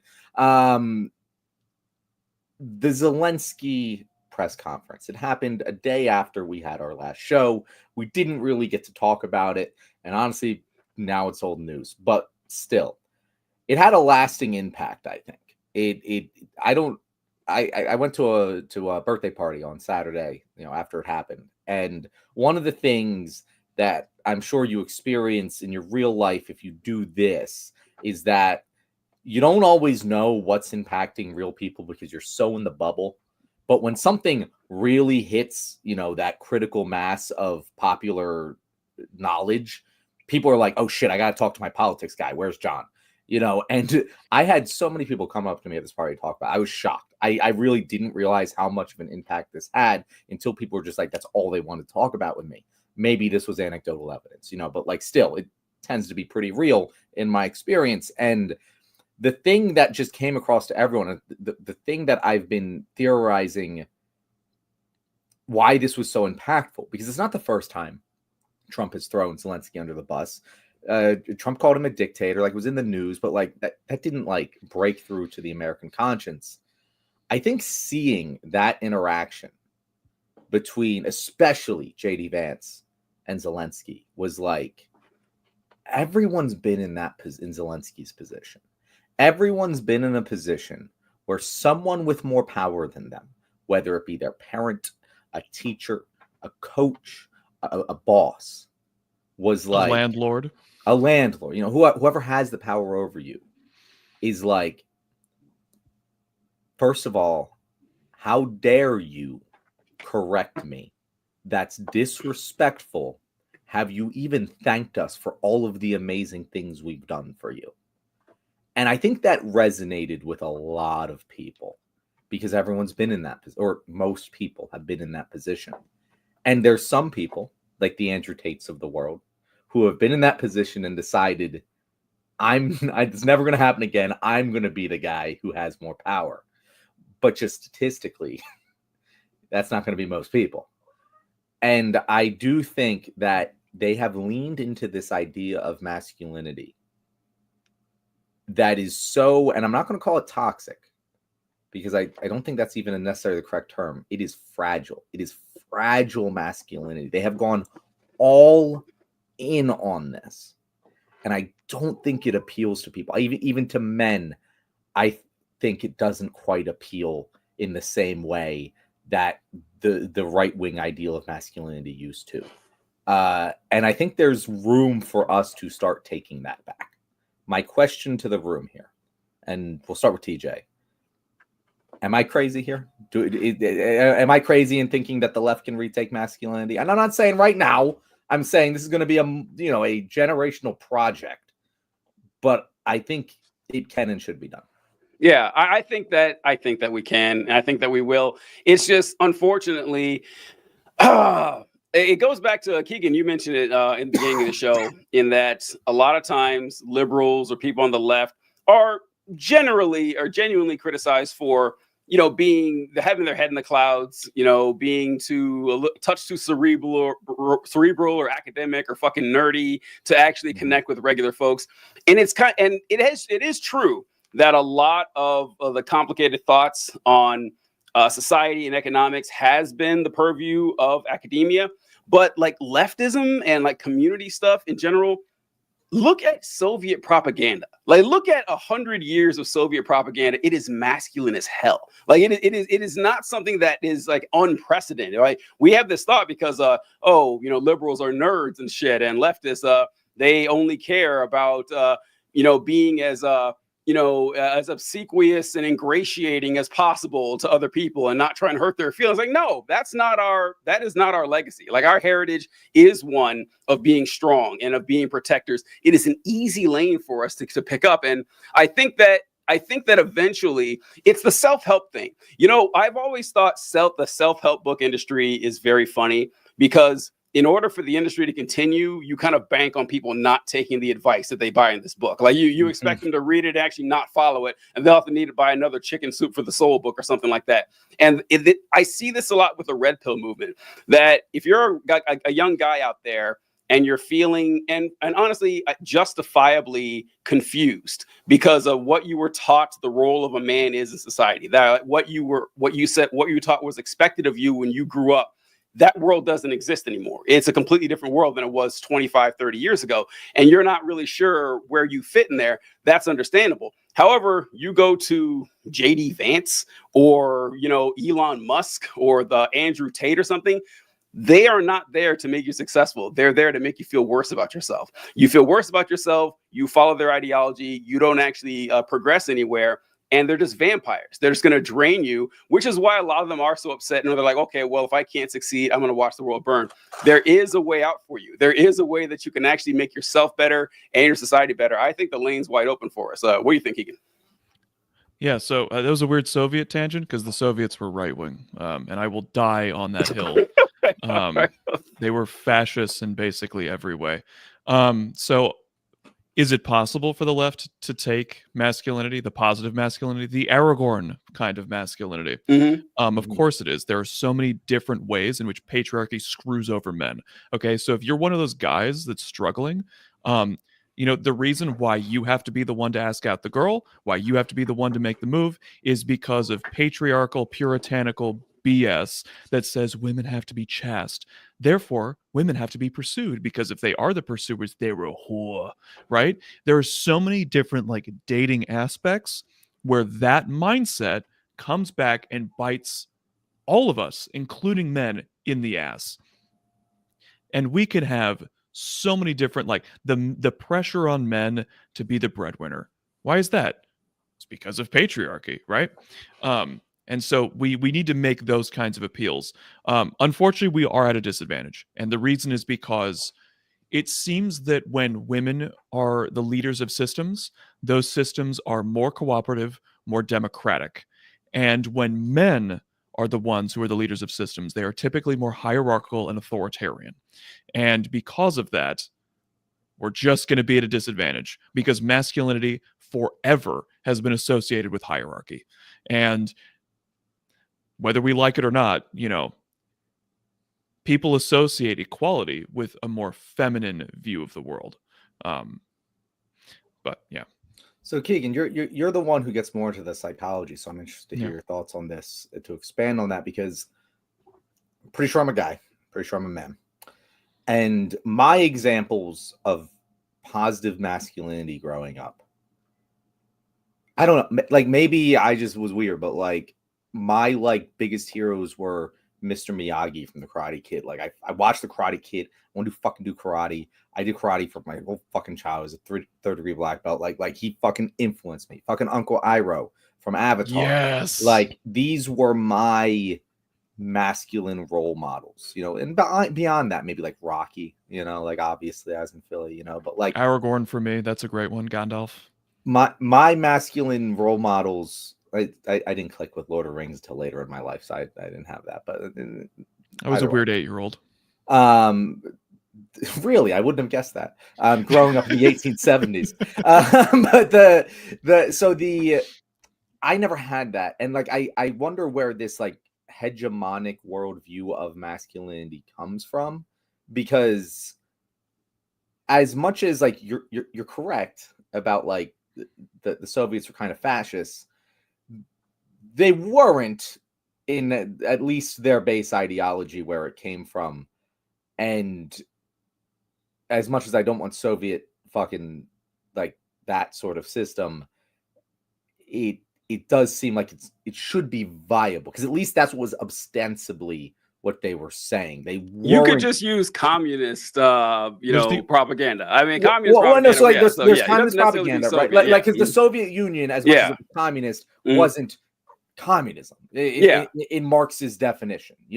So it's they ostensibly were talking about egalitarianism. They were talking about to each what they need, from each what they can, or whatever the fuck the phrase was. Very good propaganda for a government that really didn't act that way, but yes. Correct. You're talking about the messaging. I'm talking about the messaging, and the messaging was fairly, at least, egalitarian. At the very least, I think we can all agree with that. And it was, as TJ said, very masculine. So, in your opinion, do you think that that's just a time and place thing and culture thing, or do you think it's something that's tied more into biological psychology of men are built different than women in certain aspects? Yeah, so I wouldn't say that it's like a biology evolution. I'm not an evo psych person. Typically, evolutionary psychology is somebody sitting in a chair and trying to justify why something is a certain way with their thoughts and big brain. What I think it ultimately comes down to is this is a thing throughout all of agricultural society, and it's an extension of, okay, when we're sedentary, we have to have some sort of like territory property rights kind of a thing. Like, this is my land, you can't steal my food or else I'm starving. And when you have that kind of a mindset, out from that comes, well, I own this woman, I own the child that comes out of her, they are my future labor. So I think that there's that element going on. But what the right wing does really well is they appeal to the insecurity of men, the fear of men. The fear is what drives people to the right wing ultimately in every single way. And it's male insecurity that really drives fascism. Who were the people that supported Hitler the most? It was these loser men. A lot of it was people that were like small business owners, and they lived on a certain level of economic insecurity, and they loved Trump. I'm sorry, Hitler. I'm sorry, both of them. Very similar tendencies. I've lost my train of thought. Did you have any other specific questions? Oh, you were talking about does masculinity necessarily have to be messaged? I mean, I'm sorry, message. Is there a tie between authoritarianism and hierarchy and masculinity? Oh man, that's so tough to say because throughout history it always has been. I mean, you look at Rome. Rome had very similar, like the man is the breadwinner. Men's lives are you got to be strong. This kind of stuff. I think that there is this just like constant cultural pressure on men to be these certain ways. What I wonder, and I haven't read any studies on this because I don't know if there are any, but I really wonder if deep within every man is this insecurity that we just aren't as valuable as women are, because women create life with inside them. Our bodies we're just not cool. We're just not as important, right? I wonder if deep within us there is that insecurity that we're just not as valuable. That could be what drives so much of our like competition vibes, because men seem to have a lot of that competition. I'm not saying women aren't competitive and have that competition vibe, but there seems to be this thing that men need to prove themselves in a way that I just don't see with women. And I don't know if that's cultural or if that's like a deep psychological feeling that comes from not carrying life. And I'm sure that there's an empathy vibe with that too. Like if you carry life within you, then you're more bound to be empathetic and compassionate. I don't know if that's true, but it's an interesting idea. I don't think that's a deep within them type of thing, a men type of thing. Because like a lot of the right wingers, they say this all the time, where they talk about how men are, as far as like raw numbers in society is concerned, men are far more expendable than women are. That if you have a society that has, one man and several women, you can build something from that. But if you have, several men and one woman, that's bad. One woman. Yeah, it's bad. Yeah, thank you. I couldn't reverse a simple analogy right there. But yeah, and so they say this all the time. It's like, that's why you send men into battle. Not only do you have the physical characters, but you could lose a lot more and still have your society. And that's why. And then I think that does drive the competition thing, that since they see themselves as having inherently less value because they can't, produce life, that I have to validate my existence some other way, which is proving that I'm more valuable than these other men out here. And something Keegan said earlier that I wanted to jump on was the fact that a lot of people in the United States have turned to this new fascism, whatever, because they felt destitute and they felt that things are collapsing. And you use the parallel with Germany after World War I.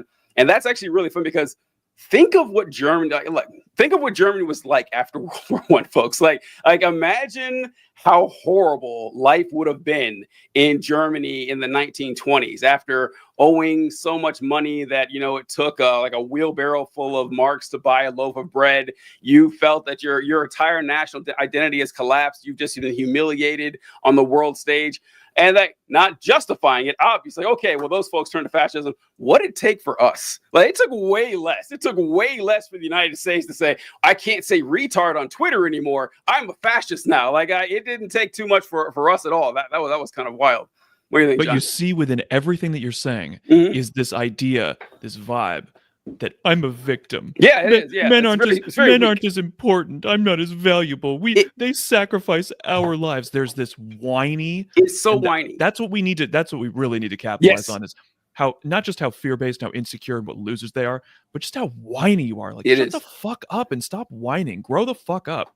Yeah, And that's kind of what I've been feeling for a little bit now, where it's like I remember not too long ago where it was the conservatives preaching like the personal responsibility shit, all that sort of thing. And what I always said in response to that, and again, this was when I was making content, like it wasn't that long ago where like personal responsibility was a big fucking thing for them.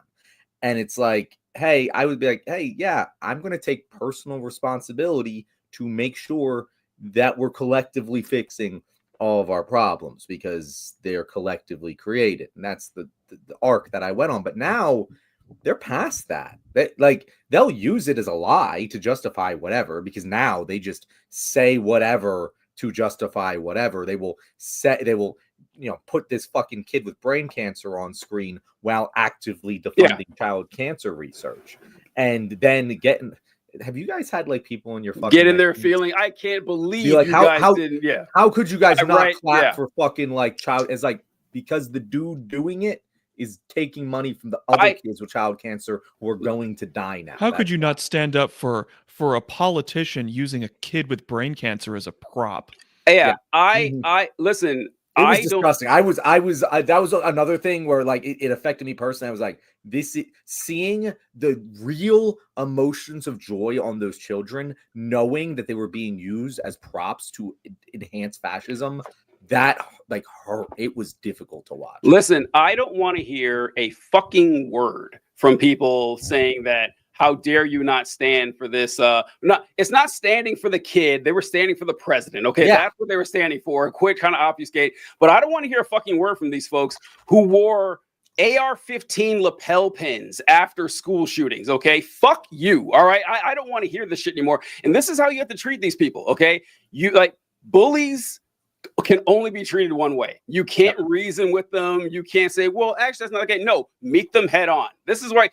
And John, I couldn't agree more. The incessant whining, the incessant complaining, the tears over the most trivial shit imaginable. Like somewhere, like they complain about pronouns as if they go out into the world, like they meet people in the wild who force them to use pronouns that they're unfamiliar with. Like, how often does that happen to you? Like throughout the course of a year, how many times do you get into conversations with people, not like people you find online and troll? Never once in my life, and I live in like like liberal bubbles. Like I've been forced to use my pronouns. If it happens more than once a year, you are looking for these folks, right? It doesn't. They're mad about hypothetical problems that they're not even facing, and even the problem itself, the ask could not be lower. The ask could not be lower. It's like, oh, by the way, could you call me they? Yeah, fine. You might find it annoying, whatever. You cannot tell me that is a major problem for you, but you bitch about it online like the barbarians are at the gates. I'm sick of it. That's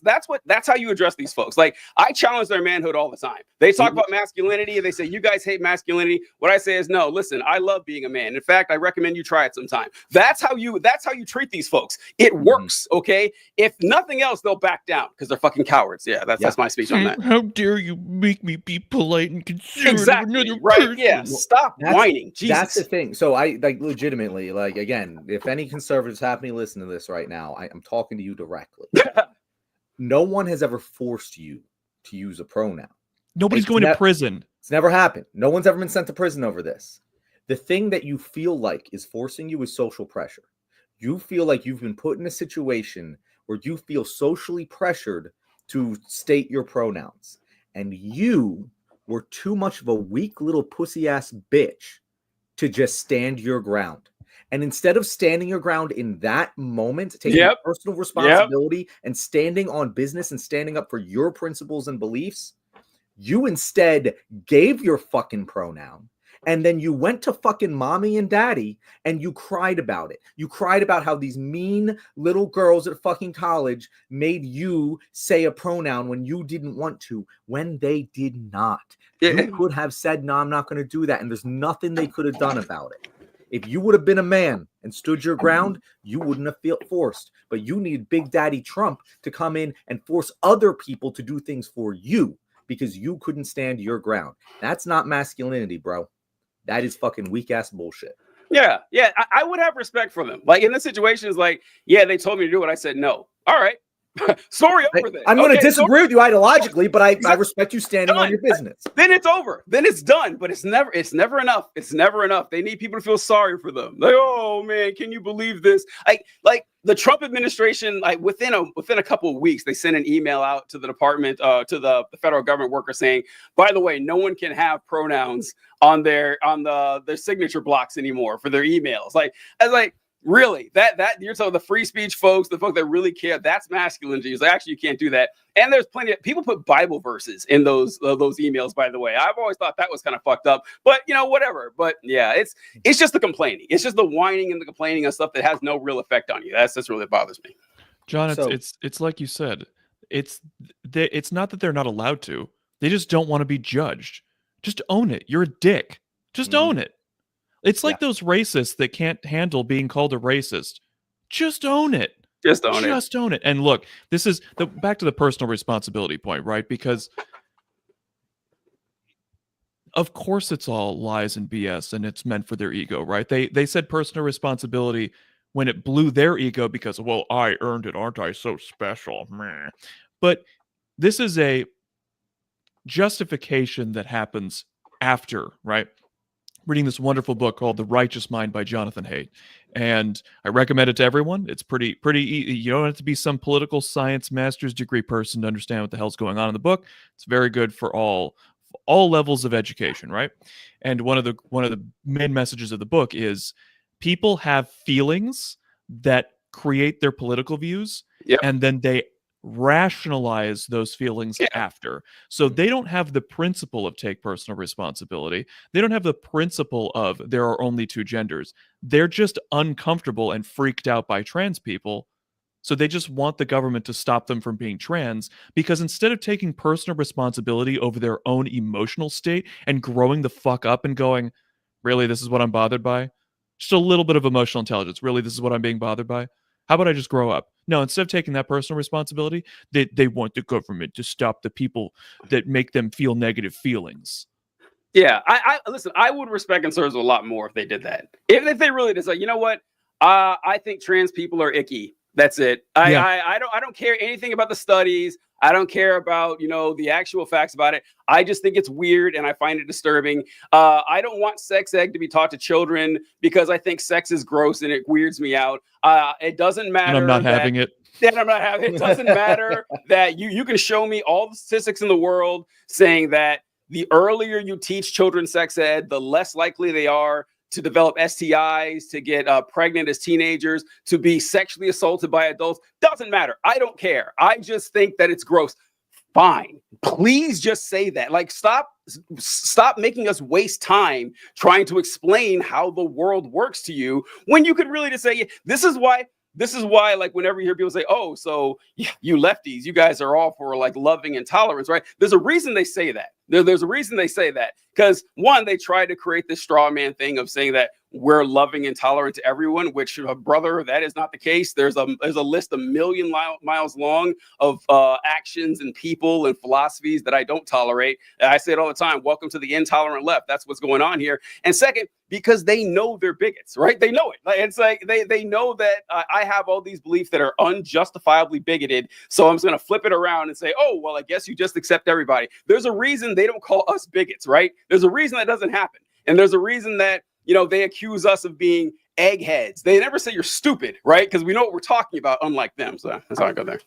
Yeah, I got two thoughts I want to share here. Sure. So this is part of the reason why they hate people on the left, is because deep down, they either project their mindset onto us and then that we are just as dishonest team playing hacks as they are, that they're on team white people and team men and team Christian, we're on team, I don't know, black and brown people and women and LGBT people. Cucks. And they think that we are the equal but opposite. But I think what's actually more and so there's a hatred because we're on different teams, right? It's like that stupid animal brain crap. But on the other hand, I think what's deep within just about every conservative, and you'll get this with some of the ones that don't have much of a filter, they know they're wrong in a lot of ways. They know that they're immoral in a lot of ways. They know that what they believe is bad for people and that they're more selfish. And they hate you for existing because it points out the ugly sides of them. They hate that. They don't want to take personal responsibility over who they are and how they are deservedly judged. And it's like, you know what it's like? It's like the you know when there's a family member that's an alcoholic, Mhm. and instead of hating the alcoholic for their horrible behavior, you hate the person that's the messenger that points it out. It's just like that. You can take that alcoholic, you can take that abuse, you can take that, whatever antisocial, self-destructive and communally destructive behavior that happens in so many families. I feel like a lot of people can relate to that. Keegan, what I think, I disagree a little bit. Like, I think they believe that, they're cruel and that they're, perhaps bigoted, but I think they think it's right though. I think they're embarrassed about the bigotry part. Like, they think this, like, being a bigot is actually what's best for society. And which I'm happy when I see them actually say it, like, or people who are inching closer and closer to saying it. Like Tucker Carlson, I saw a clip from him the other day where he said that South Africa is what happens when DEI gets control of the country. Like, look, this is like, you let black people run themselves and look what happens. The whole thing falls apart. Like I would be much happier if they just admitted that, but they don't, because like, how often do they brag about, I'm an asshole, or Trump's a mean guy, but this is what has to be done. I think that they, in their heart of hearts, think, no, this is the right course for society. Being an evil, cruel, racist, sexist monster, that's just the way of the world. That's how it works. So I think they're embarrassed about that part, but I don't think they believe they're evil. I think that they think they're right, and that, bigotry is just the way to go. To be clear, when I say they think, I mean this all subconsciously. They are not thinking thoughts, I am inferior. They have the deep-seated feeling of I'm morally inferior and I hate the person that points that out. But hold on. I had the idea in my brain. Oh, they do fundamentally, like, ideologically believe that might makes right and that life is a zero-sum game. If you give welfare to somebody else, that's taking from me. That's fundamentally what they believe, and they do believe might makes right. That is one of the thing they don't really say it out loud, at least not from what I hear, but it underlies all of their views. That hierarchy is justified. That certain people are just better than other people. Keegan, you've hit a lot of nails on the head during this show, but that might have been the best one, because that is fundamentally the cornerstone of their belief, even more so than hierarchical worldview, because I think it stems from that. It stems from the hierarchical worldview is a second step to might equals right. A hierarchical worldview cannot exist without might equals right, and it's one of the reasons why I think that the Trump Zelensky thing, to wrap this back to the beginning, really resonated with people, because that was unambiguously the argument that J.D. Vance was making, that we are stronger than you. Without us, you will die. Therefore, you should be grateful to us for any scraps that we give you. And I do think both of you are right, where some of them are true might equals right believers. Down in their bones, they think that society should be ruled by the strongest, who are most able to invoke their will by force.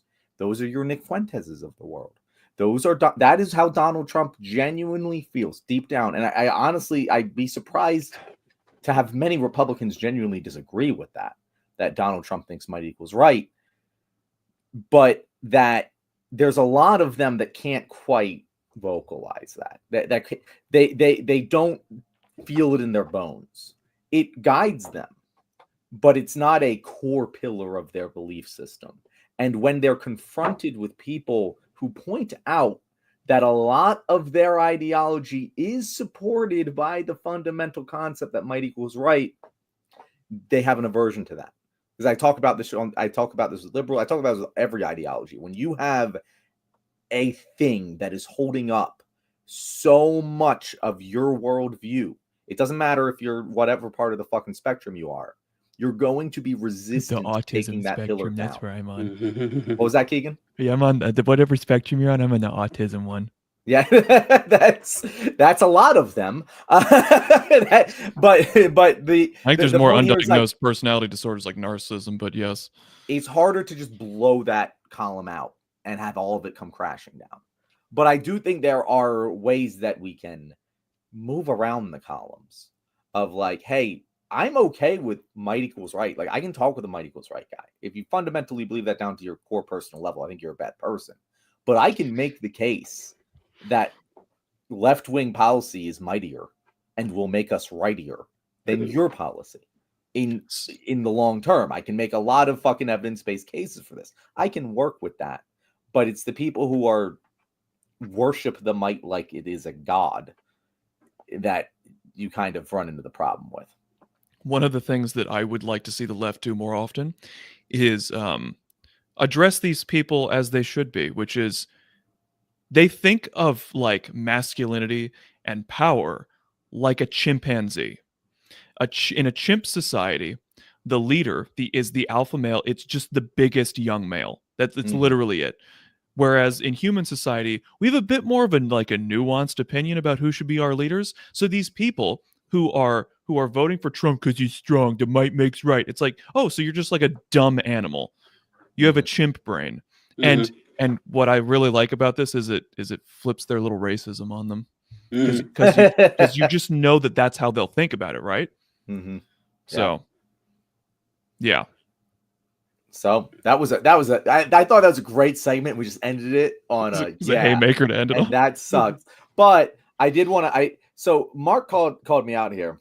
Well, one thing he did say, which we're going to get to, is you reclaim masculinity by calling it the patriarchy, I guess, and I want to address that. But he also said, I'll put money on the pronoun thing. Money where my mouth is, $20 to the charity of your choice. I'll take the bet. Mark, if the bet is, has anyone ever been like thrown in jail for not using pronouns or forced in some way to use pronouns, like from a state level, I will take that bet. And if and again, we'll say America, because I don't know, maybe it fucking happened in another country I'm not aware of. Pretty darn sure it's never fucking happened here. So I'll take that bet. You email leftwingpod@gmail.com if anyone wants to send evidence to help Mark's case there, and I will put the money, charity your choice, whatever it is. I'm doing some tree planting this weekend. We can always use some donations, so that'll be my charity. It'll be no one can argue against planting some fucking trees. I think both of you should. I think both of you should send it to the Keegan Tatum Foundation. I hear that you beat me to it. No, I knew you were gonna say it. I knew you were gonna say it. I was we both.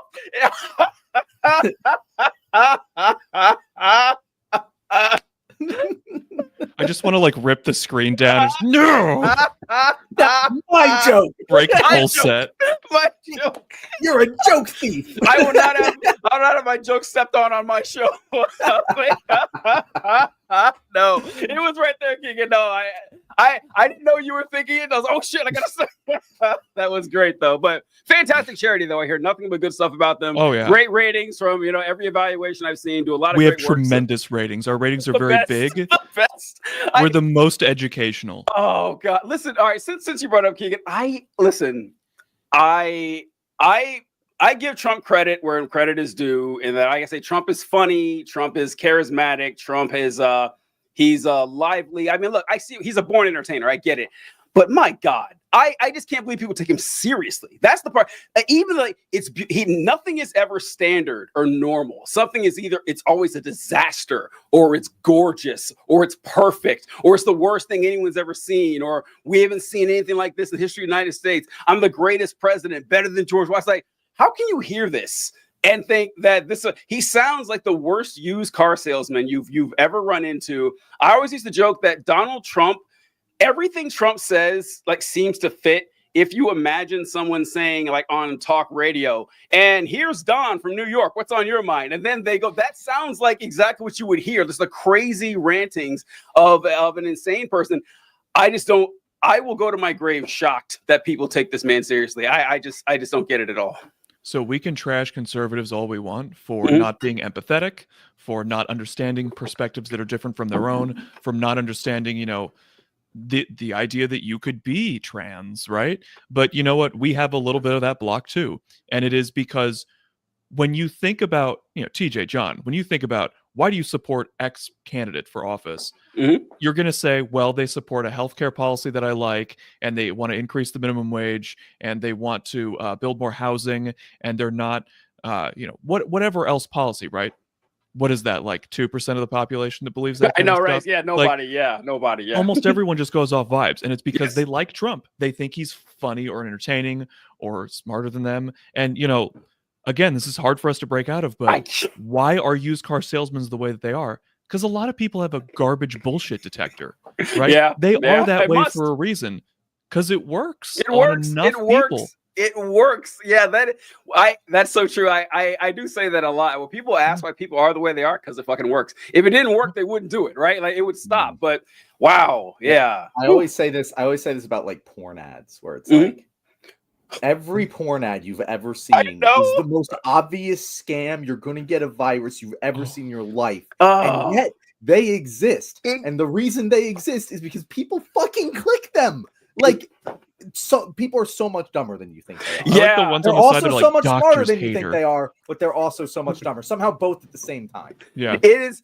I actually saw someone talking about this a while ago because, like, I don't know, like, honestly, it's not just porn ads. Like, all online ads kind of mystify me. Have you ever like clicked something TJ, on your? This is my job. Don't insult. Do you think me. TV ads are any different? Have you seen TV ads, dude? When you step away from cable for a few years, like I cut the cord over a decade ago. Mhm. When you go back to like your aunt's house or grandma's house and you watch the ads, you're just like, huh. It works, huh? All right. So, like, with like, I saw someone talking about the porn ads and everything. It's like, well, how does that work? Like people are clicking these links online to like John's like, doctors hate this advice here. Like, we're gonna tell you something your doc has never thought of. And they're like, well, if you think that the traffic has 1 million people come through in X number of days, if only 1% of the people click, we're doing all right. I was like, oh, that's true. I guess with just volume, you will, rope together a few folks who will buy it. I don't know. It's odd. So, but then, TJ, the shocking thing about that is like, you're right. So many people come through the porn sites. There's a certain amount of clicks. But here's the thing: that makes sense from like Pornhub's perspective. That's how Pornhub makes their money on the click. Mm-hmm. The people advertising on Pornhub have to convert.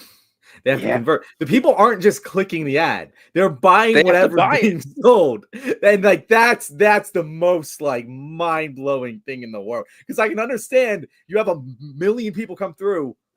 0.5% of them are going to accidentally click on the screen in that location, and it's going to make some sort of money. But then a certain amount of them then have to buy the product being sold in order for that company to spend the money on the site. It's just utterly insane. It is. Like, people are listen to right-wing radio or right-wing, not necessarily radio, but like the podcast, or it's just a bunch of ads for like colloidal silver, prepper gear, penis pills, like a bunch of unregulated supplements, and get this wallet because it's manly. It has a thing that's metal on it. It is just a bunch of stuff that you mark, gold and silver coins, like stuff you market to rubes, like, so it's to obvious idiots, and advertisers know where to go to find them. They go straight to Steven Crowder or Alex Jones, like, oh yeah, the people listen, these guys are morons, so they'll definitely buy it. I know that's a great way to judge like the average intelligence of the listeners of a media property. Watch the commercials, see what they're selling there. They try to go ahead. I want to be very clear about this, DJ. If you're watching this right now and you're like, wait a second, the shows I watch have ads that I've always thought are meant for idiots. Yeah. Oh, you're the target audience. There you go. There you go. At this show, you'll never see an ad like you that. Will never. Scott's Burgers in Bixby, Oklahoma is all good fun. That's just solid burgers out there in Bixby, Oklahoma. We're not going to sell you some bullshit. I don't get it at all. Look, when you get right down to it, we aren't that evolved. No. For our species to survive, you don't actually need that many smart people. Your brain is not what it is because it's meant for rational thought. Your brain is meant to help you survive. Yes. And different people have a different competence with the bullshit detector. And what's very interesting, as I was reading a study on brain deterioration, because I was curious as to why older people are more conservative. And one reason why ads particularly target old people disproportionately is because as you get older, one of the parts of the brain that deteriorates faster is a part that is in part responsible for a bullshit detector. So why is it that older people are more conservative? Because they just can't, they don't have that thing in their brain anymore that goes, wait, question, what? That's Yeah. that's a great point, Keegan. I actually feel like the other part of that dynamic, because we talk about this show on the time, we talk a lot on this show all the time about how Democrats have gotten this HR speak. Like the way they speak sounds like an HR lady. It sounds like, I think you mentioned hall monitors, that the theater, like that's how they sound like.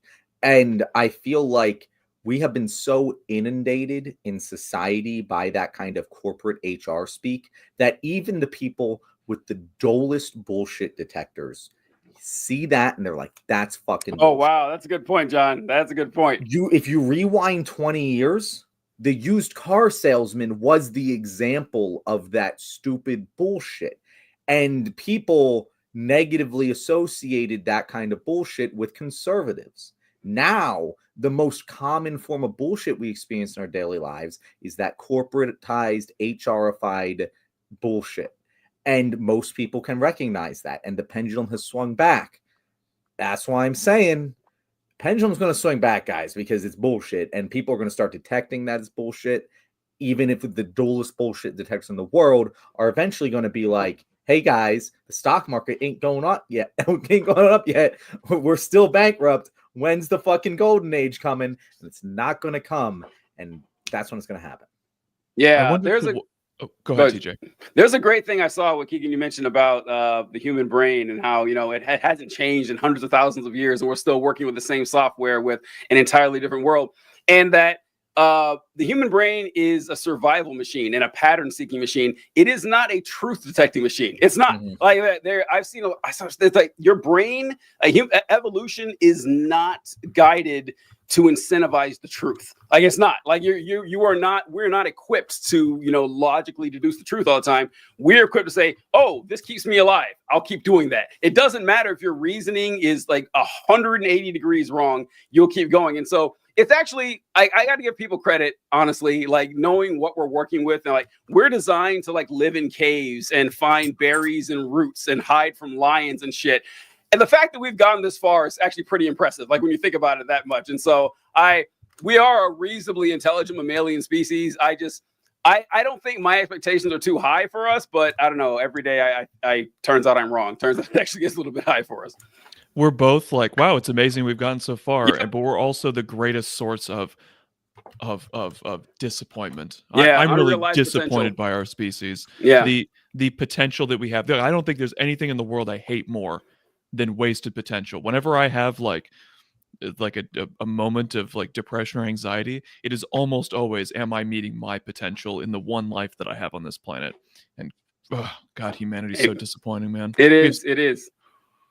Like enough of us get together, we can get to the moon. Like we are capable of great things, folks. We are capable of great. If you believe we went to the moon, no, I mean we're capable of amazing things. Now buy our supplement. Well, we tell you about why the moon landing was fake. By the way, our supplement is full of soy, but we're gonna say soy as if you're weak, just so you know. Yeah, good right. stuff. Well, guys, thank you very much for watching. Either you think that we can accomplish great things and you will subscribe to this show so we can do it together, or you think we're a bunch of doo-doo heads doomed for spending eternity just banging our heads against a wall, in which case you're going to enjoy it with us. So like and subscribe. If you want to know where to find our wonderful guest, Keegan Tatum, Keegan, please let our guests know where they can find you. So the best place is TikTok at Keegan Tatum, KeeganTatum. I talk about the psychology of politics primarily, though I will talk about broader political issues as well. So TikTok is the best. It's the most up to date. It's got all my stuff there. You can subscribe. You gotta give me that $5 a month, right? I'm also on Instagram. If you don't have TikTok, all my stuff is also posted there. And then YouTube, again, all of that is at Keegan Tatum. The advantage of the YouTube is that while I don't have all my shorts up yet, I do have longer form videos such as why are old people more conservative?